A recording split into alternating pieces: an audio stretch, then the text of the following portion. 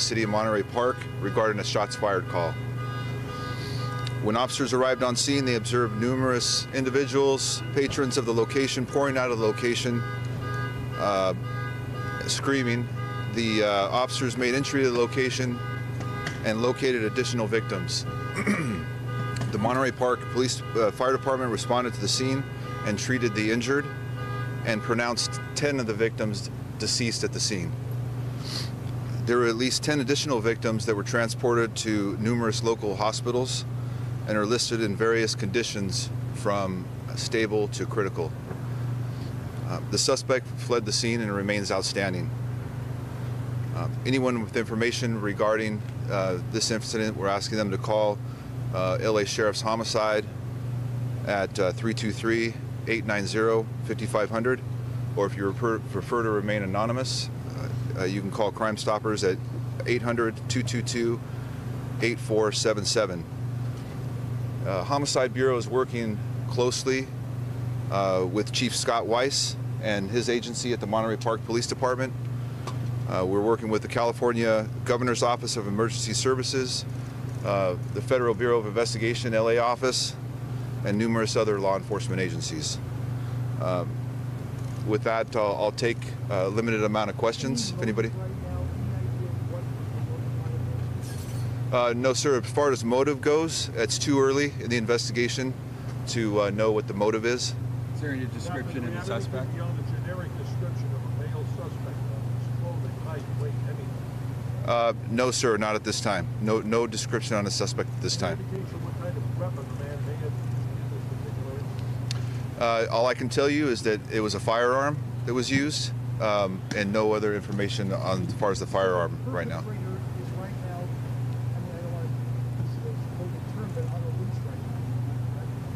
The suspect is outstanding, that's correct. Any indication of going on at the time? So the scene around this as it unfolded was what going on when the gunman walked in? The location is, there was a ballroom, like a ballroom dance location. Captain, was there a second location as well? We're aware of an incident that occurred in Alhambra, and we have investigators on scene trying to determine if there's a connection between these two incidents. Any indication, Captain, that there may have been video inside the place itself, not exposed, things like that? Like the actual video of the ballroom of the So the investigators are working every lead on this case. Obviously, we have all our resources here, a limited amount of resources. We have resources from various law enforcement agencies. We're reviewing all surveillance video, any surveillance video, following all leads, so we're not going to leave anything unturned. Any indication how the suspect got away? By car, by foot, no? No, not at this time. It's preliminary. We will have more information. As more information becomes available regarding the suspect, we'll put that information out to you guys.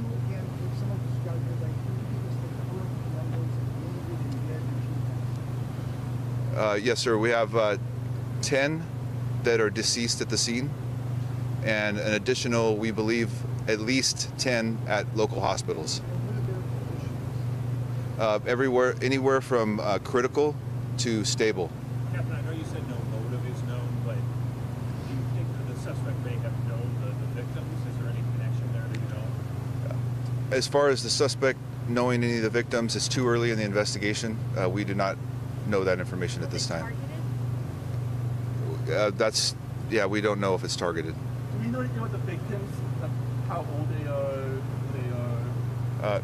No, we don't know how old they are. I'll just take 2 more questions, and that's it. We will update you guys further. This is just a preliminary briefing. We're going to have a lot more information to share with you in the future, in the coming hours. Was there a weapon recovered at that second location? We heard reports that possibly civilians had disarmed a possible suspect. That's something that we're investigating, and we'll have additional information about that. We will look at every angle. As far as whether it's a hate crime or not, it's just too early in the investigation to know whether this incident was a hate crime or not. Is the festival canceled tomorrow, or is it still going on? You know, I'm going to have the chief answer that question. Chief? Sure. The festival that occurred Saturday also extended to Sunday. Out of an abundance of caution and in reverence for the victims, we are canceling the event that's going to happen later today. So the Lunar Festival here in Monterey Park has been canceled. Just two more questions. Do you know if anyone was injured at that second shooting location? No, not that I'm aware of. I'm not sure if there's any injuries or not. We're still investigating. One other question? Within the next few hours. Yeah. Thank you, everybody. Can you say your name for me? I missed Sure. that part. Andrew Meyer. Oh, when he said within the next few hours, we now believe that will be at 8 o'clock is when the next scheduled briefing is. We hope that we'll get more information before then, but at least there is a briefing scheduled at 8 o'clock in the morning. I'm Alex Michelson, joined now on the desk by Brooke Thomas, who's come in. Usually you see her at Good Day LA weekdays at this time. Brooke, what a horrible story to wake up to. What a horrible story to wake up to. Even worse, obviously, what a horrible experience to live through. I think the biggest question is we see right now is whether these people were targeted, whether it was a hate crime. And obviously we'll learn more about that as we learn more about what happened and who did this and what the threat is to the community. I think that's one of the things with many marginalized communities. You go to a celebration about your community and you worry if you're going to be targeted. And I imagine that was something that maybe even lightly went through the minds of these people there. And so to see this only makes it worse. Right. Of course, at this point in the investigation, we do not know whether it was, in fact, a hate crime or was it a domestic incident, which we sometimes see, where somebody may have been frustrated with a family member, or whether they were knew somebody who was the business owner and was involved with that. We just don't know, certainly don't know officially at this point, and we'll wait to see that, but obviously finding out who is the shooter is the key question at 6:42 this morning as we try to find out more information about what exactly happened here. What we do believe, according to sources telling Fox News recently, is that the situation in Alhambra is connected to this situation and that police believe they know who the suspect is. They're just not telling us. And they may not be telling the suspect that they know who he is yet. They're waiting for that moment. We'll see. Which hopefully at 8 o'clock this morning, they'll be able to tell us, we know who the person is, we've apprehended them, they're now in custody. Which is, you know, I think probably one of the biggest questions right now. Hey, are we safe right now? Right. What should we be worried about in the community right now? Who did this? What do we know about this person? What should we know? How should we protect ourselves? And there's just not much that we know right now. Right. And if I'm somebody living in Alhambra, I would certainly, or Monterey Park, I would certainly like to know more information about who this person is as I'm sitting with my family and waking up and getting ready for the Sunday morning.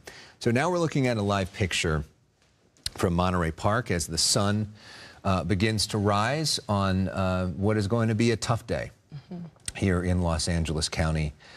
You see the FBI is out there. You see members of the Monterey Park Police Department out there. You see members of the LA County Sheriff's Department are out there. This will be a local, federal, and state response as well. And you see a pretty large FBI truck now moving in there, Sandra Endo. It looks like the feds are literally arriving on scene. Exactly, Alex. And also we do see Sheriff Robert Luna, as you mentioned, and you've been talking about, we've been reporting that he is here on the scene getting briefed. This is a joint unified command with the FBI, Monterey Park Police, the Sheriff's Department here, all responding and dealing with this investigation that obviously this tragic shooting taking 10 lives, impacting so many more, at least 10 people taken to the hospital in a varying degrees of severity in terms of injuries. And we are expecting to hear again from these local law enforcement officials in about an hour or so, at about 8 o'clock at Monterey Park City Hall. But as we wait for that, we do see law enforcement again ramping up their investigation here as daylight comes up. You can see the perimeter that has been set up, and just heartbreaking to know that this is a celebratory time for the Asian American community. I don't know if you could see kind of on the right, Olin, if you could pan the little tents, the tip of all of these tents, these pop-up tents that were put in place because of the fact that this whole community was celebrating Lunar New Year. Lunar New Year is today. This was a 2-day-long celebration, so vendors coming out, enjoying the marking of the Year of the Rabbit, and obviously today's celebrations are going to be canceled.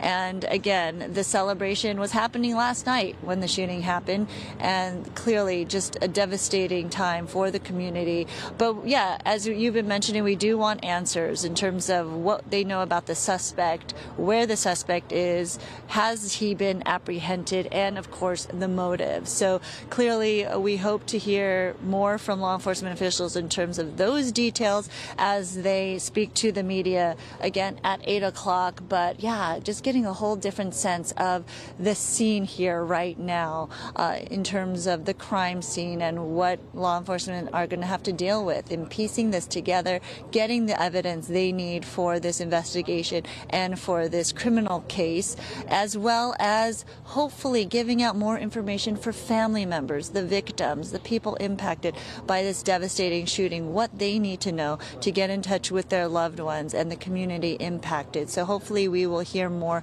about that in terms of a perhaps reunification site for family members to get connected with their loved ones, as well as any assistance for these families who have been impacted by this. The 10 victims, just devastatingly, when first responders reported here, fire department officials getting to the scene, finding those 10 victims who were pronounced dead on the scene, and then rushing and transporting at least 10 more others to the hospital is just enormity in terms of family that has to deal with that and figure out the next step. So hopefully there will be assistance for the community here.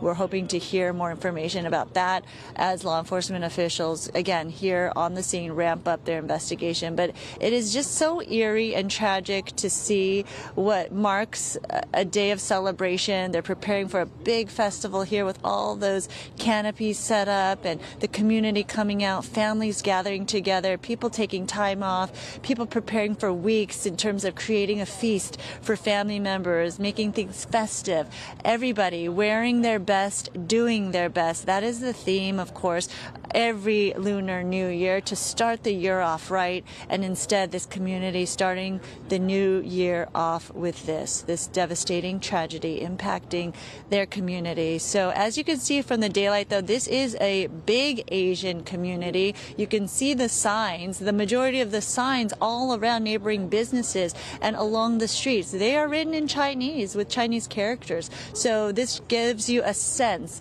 of the impact here and the community that is dealing with this loss on a very celebratory holiday occasion. So it is just devastating to know what has struck here in Monterey Park, and as we know, as you've been reporting, Alex, in Alhambra as well. It's interesting to note, though, as the sun comes up, we are not seeing a lot of people as they awake and hear this news coming out to the scene as of now. So that may happen later. We do know that law enforcement officials are not allowing people to get past this perimeter, despite the fact that they may own a business, they may have a residence past this yellow tape, but clearly they are not letting anybody beyond this point, especially the media, obviously, and that is because it is an active situation, it is an active investigation. We did see one person get escorted to where they needed to go, a local resident, but clearly this is not going to be a place where businesses and residents can get into, even as it is daylight and businesses will start opening up here. So that is going to be something the community should be aware about to avoid this area if possible. These businesses certainly getting impacted because of this, and this is going to be a big day for the community. You know, a lot of people coming out to celebrate Lunar New Year, going to these restaurants to eat, to join together with families, and again, a lot of these businesses will be impacted because of this closure in this area. The perimeter. Now a crime scene, obviously, here in Monterey Park. Again, this is Garvey and Garfield, where we are right now, and this all took place at the Star Dance Ballroom, just around the corner from here. You can't see the entrance, but we did go by the perimeter where you could see the entrance of the crime scene, and it is just devastating to see what was a celebratory occasion, people dancing, celebrating the Year of the Rabbit, then turn into tragedy like this. But you are seeing law enforcement officials from all walks. Again, the FBI joining in this investigation, as well as, of course, Monterey Park Police and the Sheriff's Department all coming together. You see a number of officials, and it's growing by the hour. Again, as daylight comes up, more people responding to the scene here. The investigation very active at this point. We don't have much in terms of what we know about the suspect. We hope to get more information soon. Again, in about an hour, we should get more answers to hopefully give that to the community, the information that they need to process this, to assure them, and also for the families impacted in all of this as well. Sandra Endo, thank you for that. I've got some new information in from our colleague, Alexandria Hernandez, who's a producer for Fox News based here in LA, worked with us here at Fox LA for years before that. She's well-sourced on the ground and is there doing some original reporting, and her source is telling her that one high-power assault rifle has been recovered from one of the locations, meaning Monterey Park or Alhambra.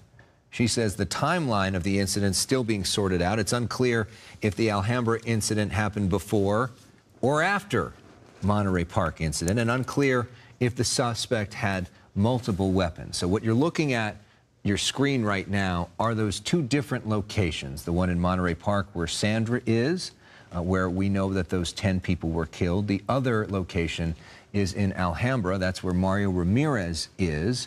So again, what Alexandria just is reporting is that a high-powered rifle was recovered at one of those locations. It's possible that the Monterey Park thing happened first, and then the suspect went to Alhambra, left the gun behind there. That's why they were connected. That's why you had the law enforcement presence there.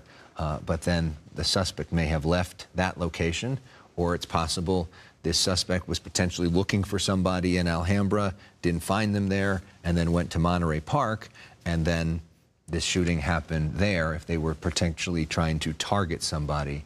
But as we learn more, Brooke, over these hours and get bits and pieces of information, we're trying to put the puzzle pieces together to figure out what really happened here. We're also getting reaction here this morning from U.S. Congresswoman Judy Chu, tweeting this morning, "My heart is broken for the victims, their families, and the people of my hometown, Monterey Park, who were impacted by the mass shooting that took place during a night of Lunar New Year celebrations." She says she is closely following this situation, and that's something that sat with me that Sandra said this morning, that, you know, you're not seeing many people coming out wondering what's going on, and we've been talking about the fear. Hey, am I safe? You wake up on a day that is supposed to be a big celebration. Sure. Today is Lunar New Year Day, and the first thing you see is that 10 people were murdered overnight. And police are, at least at this point, what we know, searching for a suspect. Right. And Judy Chu, of course, with such deep ties to this community from Monterey Park, representing the area in Congress, somebody who is the chair of the AAPI caucus in Washington, who has advocated for these issues as aggressively as anybody in the United States government, the first Chinese-American woman to ever serve in Congress. These are her friends and neighbors. This is her community. And my guess is, if she is in town today, that we'll probably see her out there at 8 o'clock this morning, just a guess. We've also got another high-ranking representative, Asian American.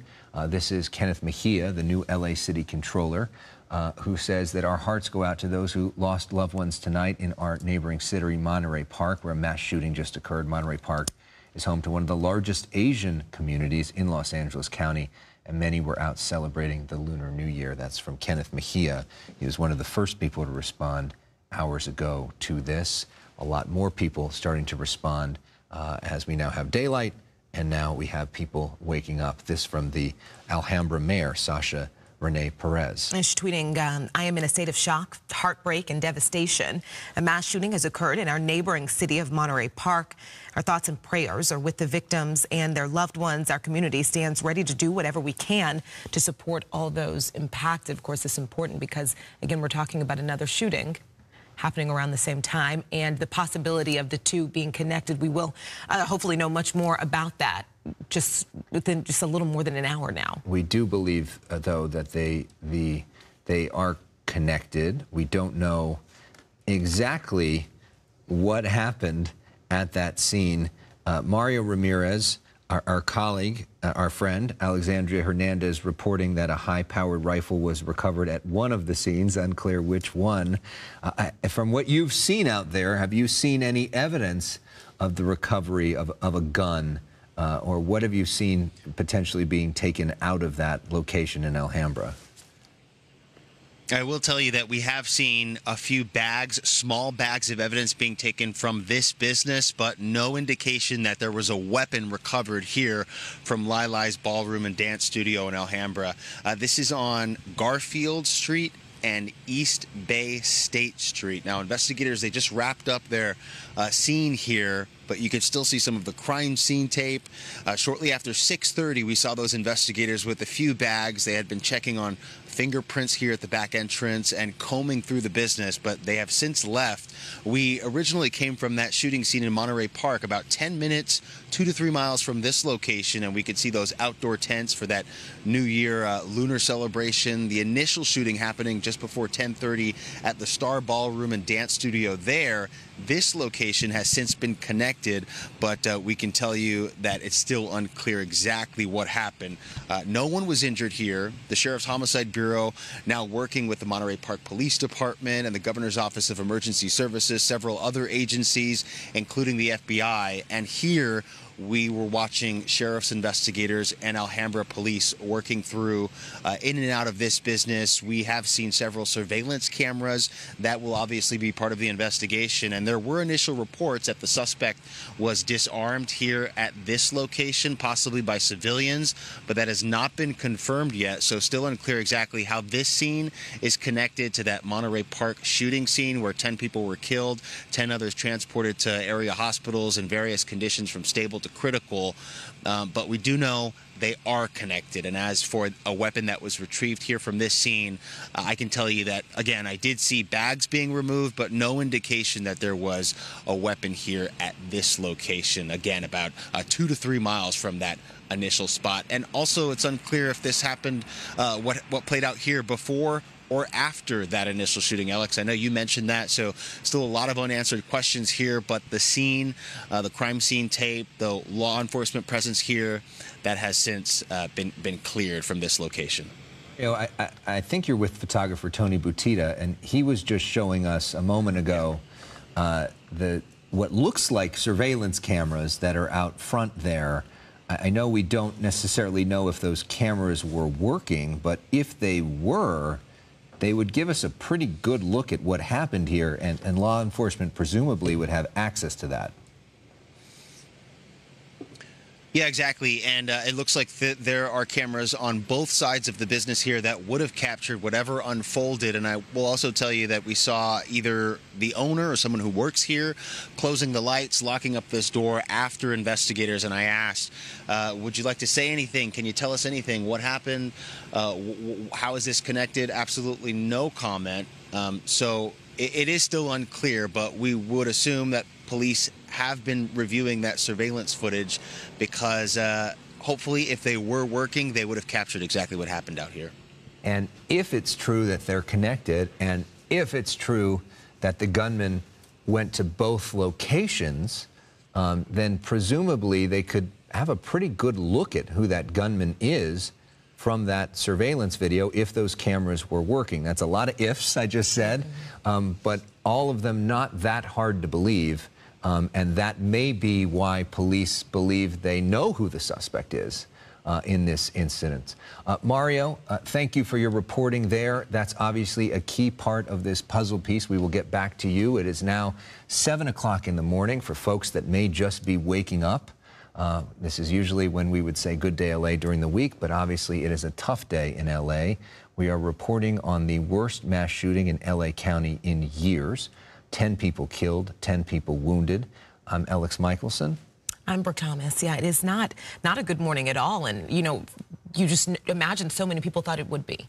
You wake up, today is Lunar New Year day. And you're waking up to the news of what Alex just said, one of the worst mass shootings in modern California history, for sure, happening in one of the largest AAPI communities in our nation. Yeah, it is a devastating morning. 10 people killed in Monterey Park, at least. 10 others injured, at least, as we continue to try to figure out what exactly happened here.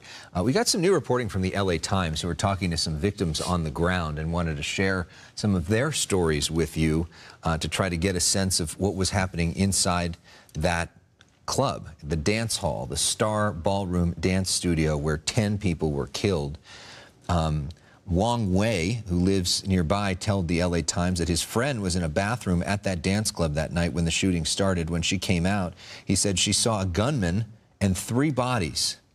The friend then fled to Wong Wei's home around 11 o'clock. He said, adding that the friend told him that the shooter appeared to fire indiscriminately with a long gun. That was one person's account. Sung Wong Choi, who owns the Clam House Seafood Barbecue Restaurant, which is across the street from the Star Ballroom Dance, told the LA Times that people ran out of the Star Ballroom, rushed to his business, told him, lock the door, there's a shooter across the street. Those people said that the shooter with a gun had multiple rounds of ammo on him. You can only imagine, Brooke, what this must have been like for this one woman's story. You're out, it's Saturday night, you're celebrating Lunar New Year, maybe out with your friends, maybe drinking, who knows, Saturday night, and you walk out and then you see that, dead bodies on the floor and a shooter, and just the terror and just the whiplash of the feeling of celebration, and then all of a sudden to be confronted with your life like that. And of course, I think that's something that often isn't, because it isn't, you think, not the most important. You're focused on the fact that 10 people lost their lives. 10 people are in the hospital now fighting for their lives. But the fact of the matter is there are so many more people whose lives are changed forever, just imagining the trauma from experiencing what we're discussing. Right. And the ripple effects of that, and what happens to this business going forward, what happens to the, you know, potential 100,000 people that were supposed to go out to this festival today as well. Of course, our imminent focus, though, is on who is that gunman, and also trying to save the lives of the at least 10 other people that were injured that are now in area hospitals, some of whom presumably have pretty serious gunshot wounds, some of whom are in critical condition and fighting for their lives this morning, hopefully getting some great medical care at places like County USC Medical Center. So we are trying to get new details in terms of what exactly happened there. We believe that the shooter was a man. That's all that kind of we've been told at this point. We do know that the federal government is involved. The FBI is there. The president has been briefed. The Attorney General, Merrick Garland, has been briefed, according to the Justice Department. The Vice President of the United States has been briefed. Of course, a Californian and a Los Angelino. So they're all now involved in this, and we expect to hear more from all aspects of government, federal, state, local, when we get that briefing at 8 o'clock this morning. Now, for Monterey Park, Brooke, which is a small community, 61,000 people, this is a live look at Monterey Park City Hall, where we expect that briefing to occur about an hour from now. This is a lot for them to handle. They are not used to dealing with an incident of this magnitude, which is why the Sheriff's Department has been so heavily involved in helping there. And as you see there with this live picture at the scene, the FBI is so clearly a part of all of this as well, because this incident is getting attention at the highest levels of the government. Yeah, and just as you mentioned, they need the help. Yeah. That's also a really important aspect here. And yes, we just saw the live look at City Hall there, where we hope to have more information in just a little less than an hour, actually. Right now, we can go live out to Sandra Indo with the latest. Sandra. I can show you right now, Brooke and Alex, that you can see law enforcement, again, congregating, gathering here as they gather evidence and really start this investigation. You have homicide detectives on the scene, and you see that big command mobile unit from the FBI that just got here and basically is set up right here at the crime scene. But clearly, there's a lot of information and evidence to pour through, first of all, to collect, and then just to disseminate and figure out as agencies collectively come together here. We're talking about Monterey Park Police, obviously, but then also the layers of law enforcement that have joined this investigation in terms of the Sheriff's Department here, as well as federal investigators, the FBI, and as we've been reporting from our colleagues at Fox News, that the assault rifle has been found, which presumably is one of the weapons used in this. It's unclear yet if there's another weapon that they're looking for or that was used. Again, very fluid and unclear at this point, but starting to piece together what exactly happened. They're trying to figure out a timeline here, and that's just part of the investigation as it gets underway here in Monterey Park. But it is just an eerie feeling to see all of the setup that was supposed to be a celebratory event here for the Lunar New Year, and then this community just utterly silent right now this morning on this very celebratory holiday, the biggest holiday of the Asian American population for the year, and now just met with tragedy. So clearly just a blow to this community and to all the families impacted. What a scary situation to happen when people were celebrating the ushering in of the year of the rabbit. So again, these two locations, Monterey Park and Alhambra, again tied together in this investigation. So that's something, again, law enforcement officials here are going to be piecing together the timeline, what exactly happened at both locations, from witnesses, what they're hearing, and we're hearing more from witnesses about what exactly happened during the whole thing that really started at 10:22 yesterday when first responders responded to the call of the shooting here in Monterey Park. You do have those stories of people pouring out of this ballroom, screaming, yelling for help, and then going into neighboring businesses to hunker down and try to avoid the situation and asking for help. So it is just such a traumatic experience for the entire community. But again, this perimeter is going to be remaining here throughout the day with the Lunar New Year celebration that was scheduled for today, completely canceled because of this. And up ahead, you do see law enforcement circling the scene here, getting an aerial perspective of what has been now a devastating mass shooting crime scene here in Monterey Park. These businesses, though, looking forward to the start of the new year with fortune and good luck, now having to close down because of this. So that's something that's certainly going to impact the community. The Sheriff's Department circling overhead. You could hear the helicopter above me. But again, we are expecting to get an official briefing in just under an hour or so. That's where my colleague is set up at City Hall, and we cannot wait to hear more details about this investigation and any more information we can convey to a very anxious public here, as well as the family members, the community, the loved ones impacted by all of this in this shooting. But you could take a live look from the ground, our scene and vantage point here along the perimeter in Monterey Park. You can see that it is very active, that there are many layers of law enforcement here responding to this mass shooting, and levels of all government, as Alex has been mentioning, from the president on down, very aware of the situation playing out here in Monterey Park. Again, a devastating start to the new year for the Asian American community impacted right here in Monterey Park. We've been watching this story since the middle of the night. I don't know if you got to sleep at all. I certainly did not. And I'm curious how different it may or may not feel now that it is daylight. People are waking up. Is the vibe, the feel out there any different?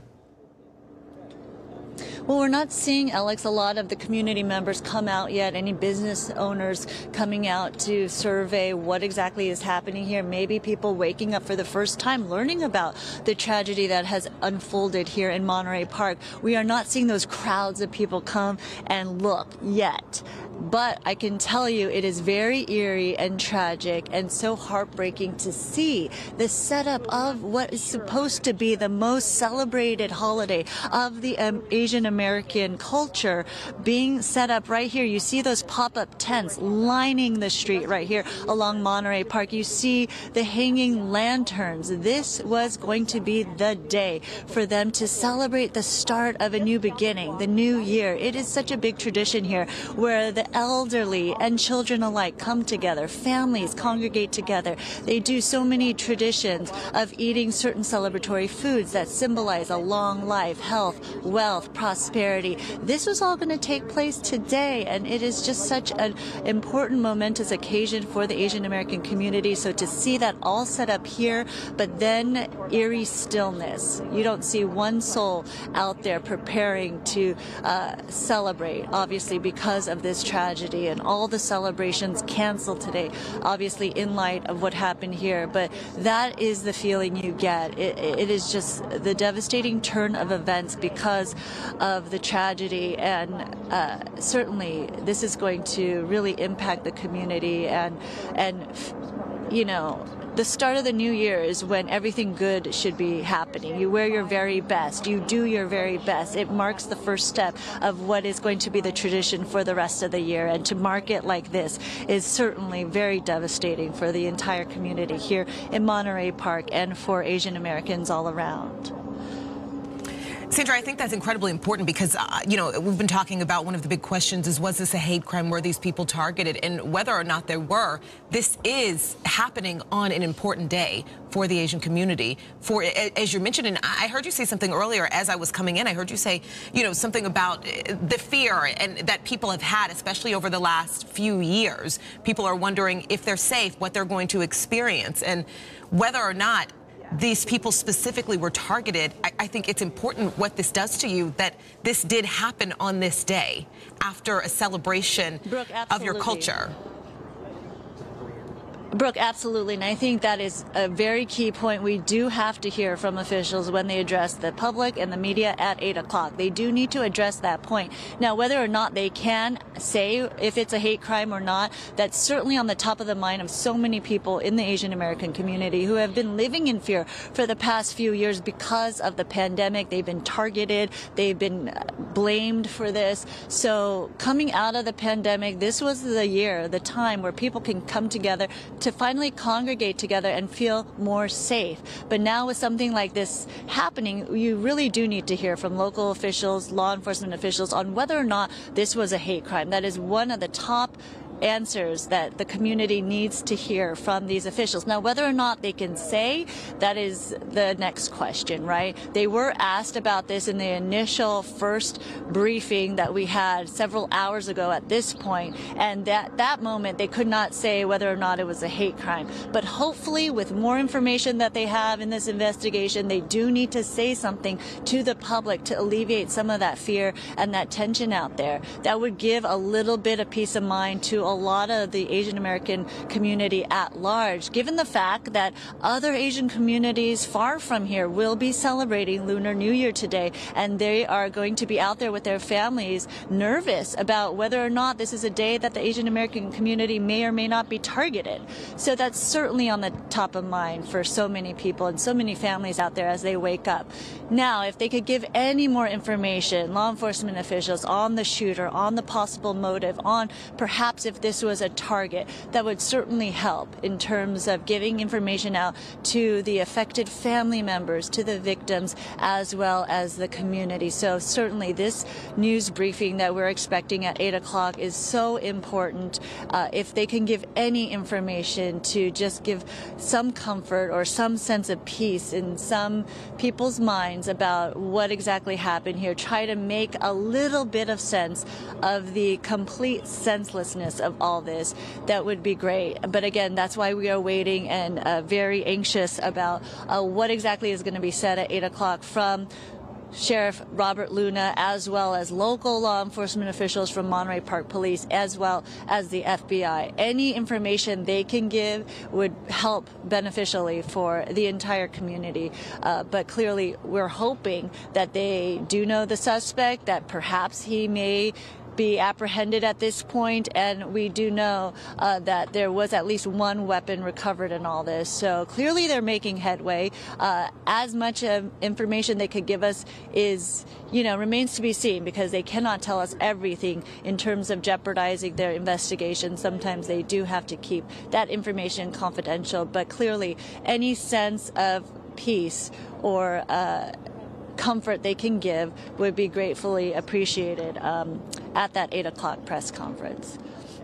Sandra, thank you for that, and maybe we can show you live Monterey Park City Hall, where we are expecting that press conference about 45 minutes from now. Audio system. You see a bit of an audio check happening there now. We expect to hear from the sheriff of LA County, Robert Luna. We also expect to hear from the Los Angeles Sheriff's Homicide Bureau Captain, the FBI Assistant Director for the area, the Monterey Park Mayor, the Monterey Park City Manager, and the Monterey Park Chief of Police. All of them expected to speak about 45 minutes from now. You see preparations there are underway in the meantime.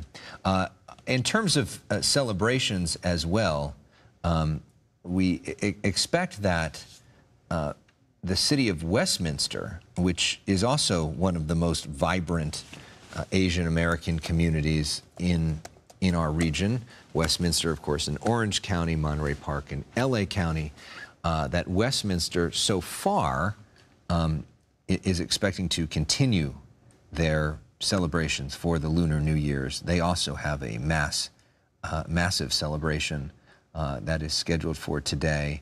We hope to get more information from them soon, but as far as we know, that celebration at least is continuing. That may be a sign that they do not feel like there is a larger threat at play here, but we should get more information on that hopefully within the next hour or so.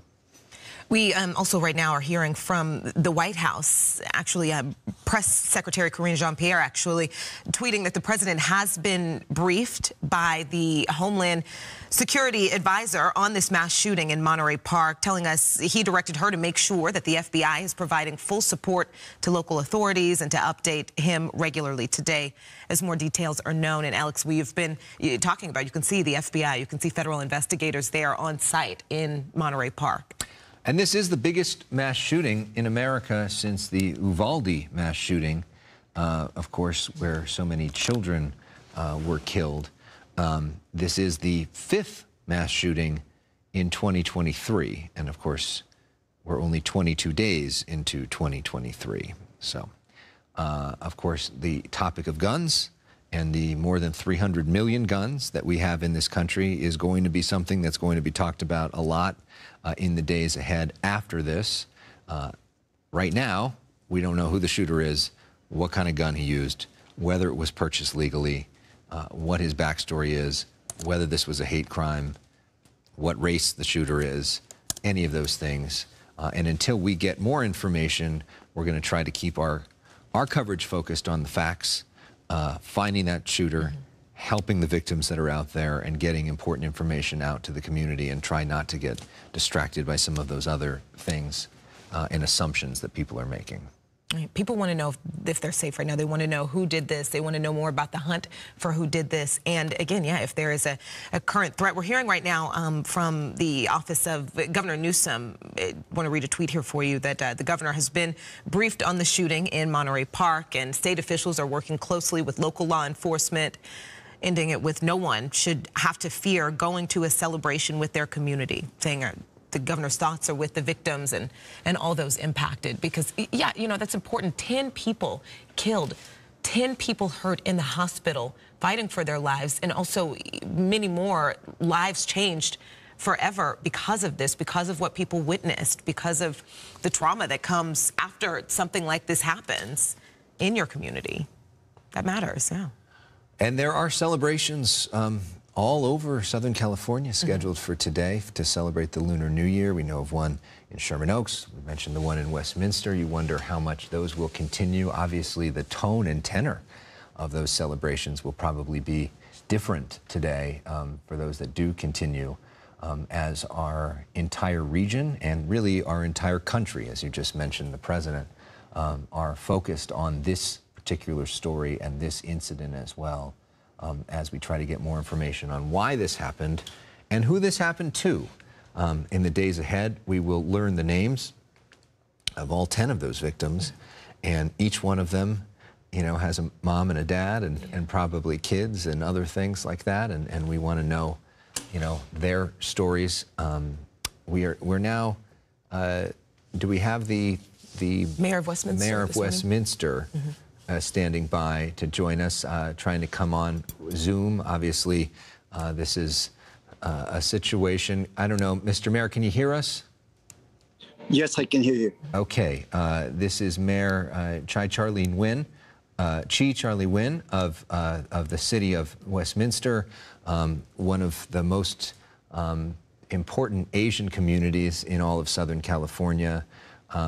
First off, your reaction to what we're hearing about what happened in our neighboring city of Monterey Park. It's very sad to hear what happened last night. I can't you know, have a word for it. It's really sad to see what happened there. And we know you have your own Lunar New Year celebration scheduled for today. For people that are waking up right now and trying to figure out, should they go to that, should they not? Is that going to continue?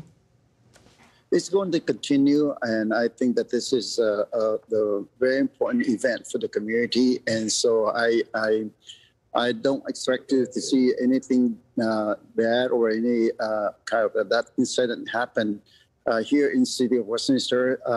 But we are on the high alert to make sure that everything you know, going smoothly, and people are going to be safe when they attend this event. That's what I want to ask you. You know, in times like this, I imagine many city leaders are making these decisions. Do we, you know, cancel or do we continue? Because these are times when people need each other and they need somewhere to go to be able to be with each other. But is there going to be increased security at your celebration? Yes, that's why I said we are on high alert for that, because we not only have a good public safety over here, we have all force came out, and also that we also ask a neighboring city police, you know, to come out to help us too. So we partner with other cities to have code enforcement and also the police to come out. Well, Mayor, help us. Mayor, Yes. thank you so much for taking a moment to join us on what I know is such a tough and chaotic morning for our entire region.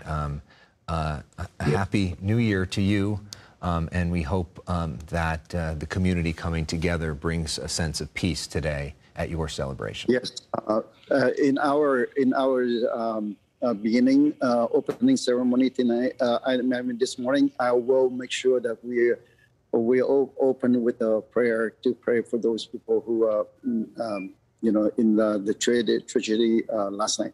Yeah, those that we've lost, and those who are in need of healing right now.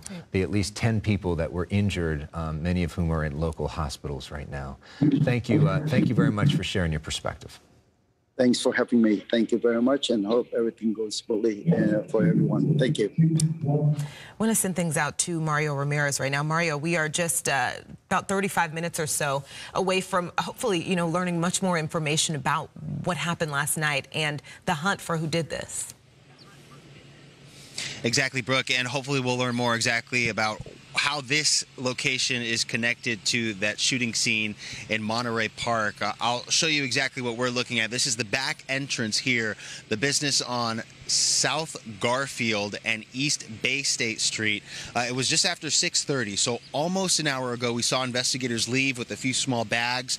They had been checking for fingerprints here near the back entrance and combing through the business. No indication if there was a weapon that was retrieved from this location, but we're still waiting for more information on that. This is Lai Ballroom and Studio in Alhambra, and if you look on their Facebook page, they announced recently they're celebrating their 29-year anniversary. It appears they were hosting some sort of celebration for the Chinese New Year last night, and it's about 10 minutes, 2 to 3 miles from that Monterey Park location where we could see all of those outdoor tents for that celebration last night. And the initial shooting happened just before 10:30 at the Star Ballroom and Dance Studio there. And this location has since been connected, but we can tell you that no one here was injured, and we did see them retracing what could have unfolded here in the back parking lot using what looked like traffic equipment that we normally see out on traffic scenes, and they're retracing exactly what happened with the cars. Here we did see, again, small bags of evidence being removed from the building. Sheriff's Homicide Bureau detectives were working with Alhambra police here, and we can tell you there were initial reports that the suspect may have been disarmed here at this location, possibly by civilians, but that has not been confirmed. So exactly what happened here at this second location is unclear. I know we're about 30 minutes or so away from that news conference at the Monterey Park location where we should get some more answers. But this scene was cleared around 6:30 or so. We had seen Sheriff's Homicide investigators, again, with Alhambra police working this location. And as far as we can tell, surveillance cameras near the business could have captured exactly what happened. That is something that'll be part of the investigation. But no comment here from the employee who we saw shutting the business down, shutting the lights off, and leaving here as investigators were leaving the scene as well. But I want to mention in Sandra's live shot, we noticed that some of the investigators there were the ones who had been here at this scene. So once they left here, it looked like they went back to that initial shooting scene. Exactly how they're connected, again, still unclear, but we know investigators have been fluid back and forth to both locations. This scene a lot more quiet than it was just a few hours ago with a heavy law enforcement presence here in Alhambra. All right, Mario, thank you. Yeah, and you're looking right now at a graphic of those two scenes where Mario is standing at the top of your screen on Garfield Avenue and where Sandra is standing at the bottom of your screen on Garvey Avenue. Both of those scenes not too far from each other. We know from our reporting from our colleagues at Fox that they are connected in some way. Not clear if the suspect apparently went to the Monterey Park scene first or the Alhambra scene first. We have some indications that a high-powered gun was found at one of those scenes. Not clear which one it was found at, but we do know, Brooke, that investigations continue at both scenes, although obviously the bigger investigation at Monterey Park where 10 people were killed. And so many questions still this morning. Yeah, just as you mentioned, what happened first? How are these two shootings related? Who did this? Where is the person who did this? More, the latest on the hunt for the person who did this. Is there an active threat to the community? Now we're talking about, you know, a couple different communities and people, you know, in neighboring areas also worried and wondering this morning. And we hope to find out more in just a little more than 30 minutes right now. In the meantime, our reporters on the scene are talking to their sources and trying to get some information in advance of that as this large-scale investigation is underway. As the sun comes out, looks like a pretty beautiful day in Southern California after we've dealt with so much rain in recent weeks. But the beautiful shot of the mountains and the blue sky is not the way that people are feeling today. So we see Sandra Endo there. Hopefully Sandra can hear us. And Sandra, it does look like an eerie scene, a bit of a ghost town right now as this investigation is underway. Yeah, the juxtaposition of it all, Alex, you know, a celebration marked with tragedy, the beauty of the morning marked with such a somber state right now. So clearly this is going to be a community in mourning instead of celebrating here on this Lunar New Year. And what strikes me as I see a bakery behind me, you know, that should be bustling right now with people coming out to get pastries to mark the Lunar New Year, perhaps for their families, to give out those red envelopes full of fortune, to pass on good fortune and prosperity on this day of Lunar New Year, to welcome in the year of the rabbit. But yet we're marked with this perimeter, law enforcement officials here, the FBI, along with Monterey Park Police, as well as the Sheriff's Department. You could take a look at the ground shot right here, and this is just right around the corner from the Star Ballroom Dance Studio where the shooting happened last night at around 10:22.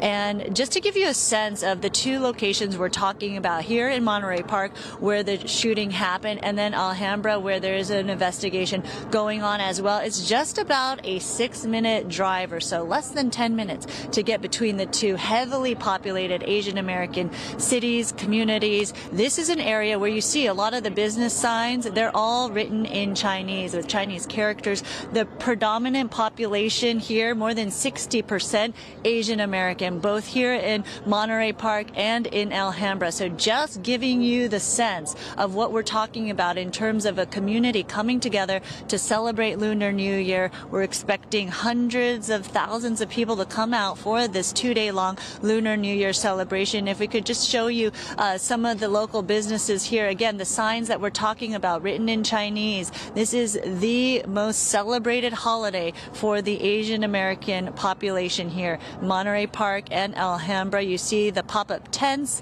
all those white tents right there for the vendors that were going to be out here celebrating, selling their goods, passing out food perhaps, and just being part of the community, being a place to celebrate, for families to come together. The red lanterns hanging for this momentous occasion, marking the first of the year for so many in this community. And just to know the gravity and the impact that this has, and just the symbolism of the tragedy on such an important holiday, is just really nerve-wracking and devastating. It really just shakes the community to the core, knowing that on a day where they should be able to celebrate the marking of prosperity and good luck and good fortune coming in, instead they're going to be mourning the loss of so many lives here, families forever changed, and also just the victims that are also in the hospital and the long road of recovery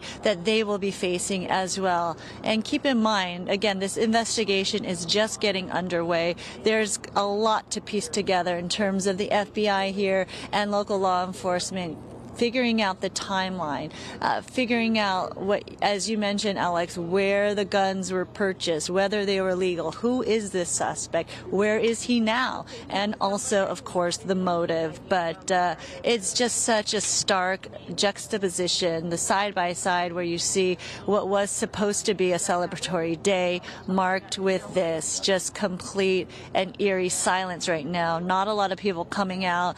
You know, it's just like in any community when on a Sunday morning you should be able to go get a box of donuts. You know, this bakery cannot even be open for business because of the fact that tragedy has struck this community.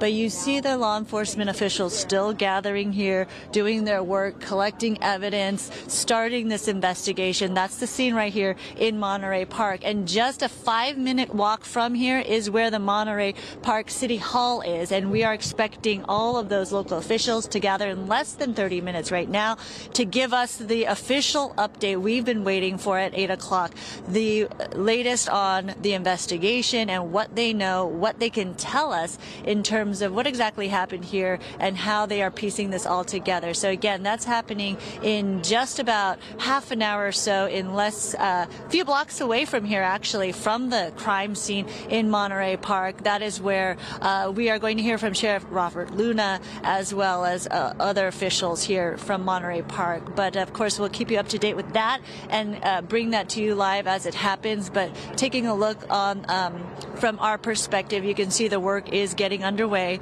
Obviously, has never stopped since this all happened. But again, the investigation certainly going to be a lengthy one here at the scene of Garvey and Garfield. It's interesting. That's something that just keeps sticking with me, that this was supposed to be a happy time. Absolutely, and you heard from the mayor of Westminster, I believe you had live on the air right there, but you know, all the other communities throughout Southern California and the nation really celebrating Lunar New Year today. They will be in the back of their minds thinking about how safe is this going to be? What do we need to do to protect our communities to make sure nothing like this happens again? And you heard from the mayor of Westminster saying that they are on heightened alert. They're going to bring in extra security, and that's what many communities are waking up to today, thinking about the fact that, yes, there may need to be added security given the fact that so many people are going to be congregating together in one location to celebrate this traditional holiday. So that is something to be very aware of as families go out. You know, hopefully they will think about how to keep each other safe and protect the community. But it's certainly something nobody wanted to think about as they woke up this morning to celebrate Lunar New Year. And again, this is such a family event. Lunar New Year is always a celebration of bringing people together, bringing families together, you know, the elderly passing on wisdom and goodwill and good luck to the young. You see those traditional red envelopes given out from businesses, also from family members to children and to single young folks, you know, and it is just, you know, marked now with so many celebrations across the Southland going to start off their Lunar New Year celebrations in a moment of silence. Yeah, Sandra, this morning we also are hearing from Los Angeles Mayor Karen Bass, sending out a big statement saying, you know, her heart goes out to Monterey Park and the families and friends of those lost. I want to read a little bit more of this for you. She says the reports coming out of Monterey Park are absolutely devastating, that families deserve to celebrate the holidays in peace. Mass shootings and gun violence are a plague on our communities. She also notes, as investigations determine whether these murders were motivated by Asian hate, we continue to stand united against all attempts to divide us. And she ends there with, my heart goes out to Monterey Park, again, and the families and friends of those lost. That from Karen Bass. We're going to go now to Dennis Zine, who is former member of the LAPD, former LA City Council member, often serves as a police specialist during our coverage of pursuits here on Fox 11. Dennis, sorry to talk to you under these circumstances. You know a lot about police work and what's going on behind the scenes that they may not be telling us. Can you give us some insight on what's happening right now? Sure, and it's a tragic situation that we see unfolding, and 10 innocent people murdered. They say killed, or they're murdered, and 10 wounded. Hopefully they will recover. What we find is the investigation will involve multiple agencies, the local agency, the sheriff's department, highway patrol will be involved to any extent. If there's any freeways involved, the video surveillance will be captured. Multiple agencies, the FBI, et cetera, they'll all participate. And what they'll do is they'll go through the situation at the scene. Number one, they want to render aid to those injured. The ones that have passed, the coroner's office will get involved. But it's an investigation. It's putting a puzzle together, piece by piece. And with the multiple agencies, you've got experts from all those agencies that will pull their resources together. And it'll be a lengthy investigation. The area will be locked down for a long period of time. But with the different agencies that are involved, the ultimate goal is to apprehend the individual or individuals that are involved in this tragic situation and bring them to justice. That's the outcome. But as far as the families, the grieving families, those victims who are recovering, who've been wounded, God forbid, those that have passed, our hearts go out to them. But law enforcement will pull their resources together. They'll go through the community and get any video that they have, any of the businesses, any of the residents, any of the video they can capture, and they will go piece by piece putting this together. And ultimately, as we see happening case after case, they'll bring someone to justice. And if one individual, multiple individuals, or a gang, or whatever the case may be, we can speculate on anything. The bottom line is you've got a tragic situation, and law enforcement doesn't have to rely on just one agency, but multiple agencies, and all the resources will be poured into this situation, as we see happening at the scene right now with Fox 11 and the reporters and the air units, etc. But it's putting a puzzle together is exactly what they have to do. But the grieving families, a number one concern for them, those that are wounded at the hospitals, and what the hospital crews have to do. This happened at such an early time. They have to bring in additional folks to the hospital to help. So when we talk about a major incident, this is a major incident involving multiple agencies, multiple resources to take care of those that are wounded, and also with the coroner's office take care of those that have passed away, who've been killed in this murderous situation. Yeah, some interesting insight there. Dennis Zine, thank you for your perspective. We will likely check back with you throughout the morning, but in the meantime, we want to bring in another guest right now. Todd Spitzer is the district attorney for Orange County. Obviously, this is an LA County event. We have not yet heard from LA County DA George Gascon, but Todd Spitzer oversees response to an incident like this if it were in Orange County. And this is something that impacts the region in such a big way. Orange County has one of the larger Asian American populations of anywhere in the country. And I'm wondering your thoughts this morning. Well, good morning. Gosh, our heart goes out, obviously, to the victims and their families. When we had the shooting in Laguna Woods last year, obviously it was a horrible, horrible disaster. But I can tell you, with somebody at large, you obviously have multiple teams on the ground doing everything they can to identify the suspect. One of the things that everybody's going to be looking at is video in that dance studio to determine if the individual had any relationship to people in that dance studio. If that person did, and their motive was, say, domestic violence, retaliation, marriage, girlfriend, something like that, then it's one kind of situation. But if it's a random person in Orange County, we had there's issues between mainland China and Taiwan, and there was significant motivation in our crime in Orange County in the Laguna Woods mass shooting. If it's random, then it's a whole different analysis. And every fusion center, fusion centers are locations for law enforcement across this country that exist in almost every major setting, urban setting, to determine intelligence. Everybody's concerned about both the capture of the suspect and certainly copycat given the Chinese New Year. So you have everybody in full force working on this today. And while our heart goes out to the victims, and we are just really in a very hurtful way today, people need to know that law enforcement is out in full force to get the suspect into custody as soon as possible. We were talking with Todd Spitzer, the district attorney for Orange County. So if it is the first thing you said, which would be a domestic violence incident, or he knew somebody there, or lashing out at what's the response to that? At least there's a motive that's understood. If it was, at least if it's a retaliation for a relationship and people knew the shooter, it's handled in a different way. They can identify that person probably more quickly. They can execute search warrants. They can get information, find out what weapons are registered, what vehicle this person is driving, and the apprehension is a game plan that is much more focused. If it's an at-large person, unknown, with political motives, and they have to do search warrants and get information to try to track that person down, if they have surveillance but no one knows who that person is, there is other cameras on that street, so certainly what vehicle the person was driving is going to be critical. The sooner they can get an identification of a vehicle used, any weapons possessed. I mean, think about this, and this is the issue we had in Orange County in Laguna Woods. To do that much mass destruction, you either need a semi-automatic weapon like an AR-15, or you have to be able to reload a semi-automatic weapon. A revolver is probably not the weapon that was involved here.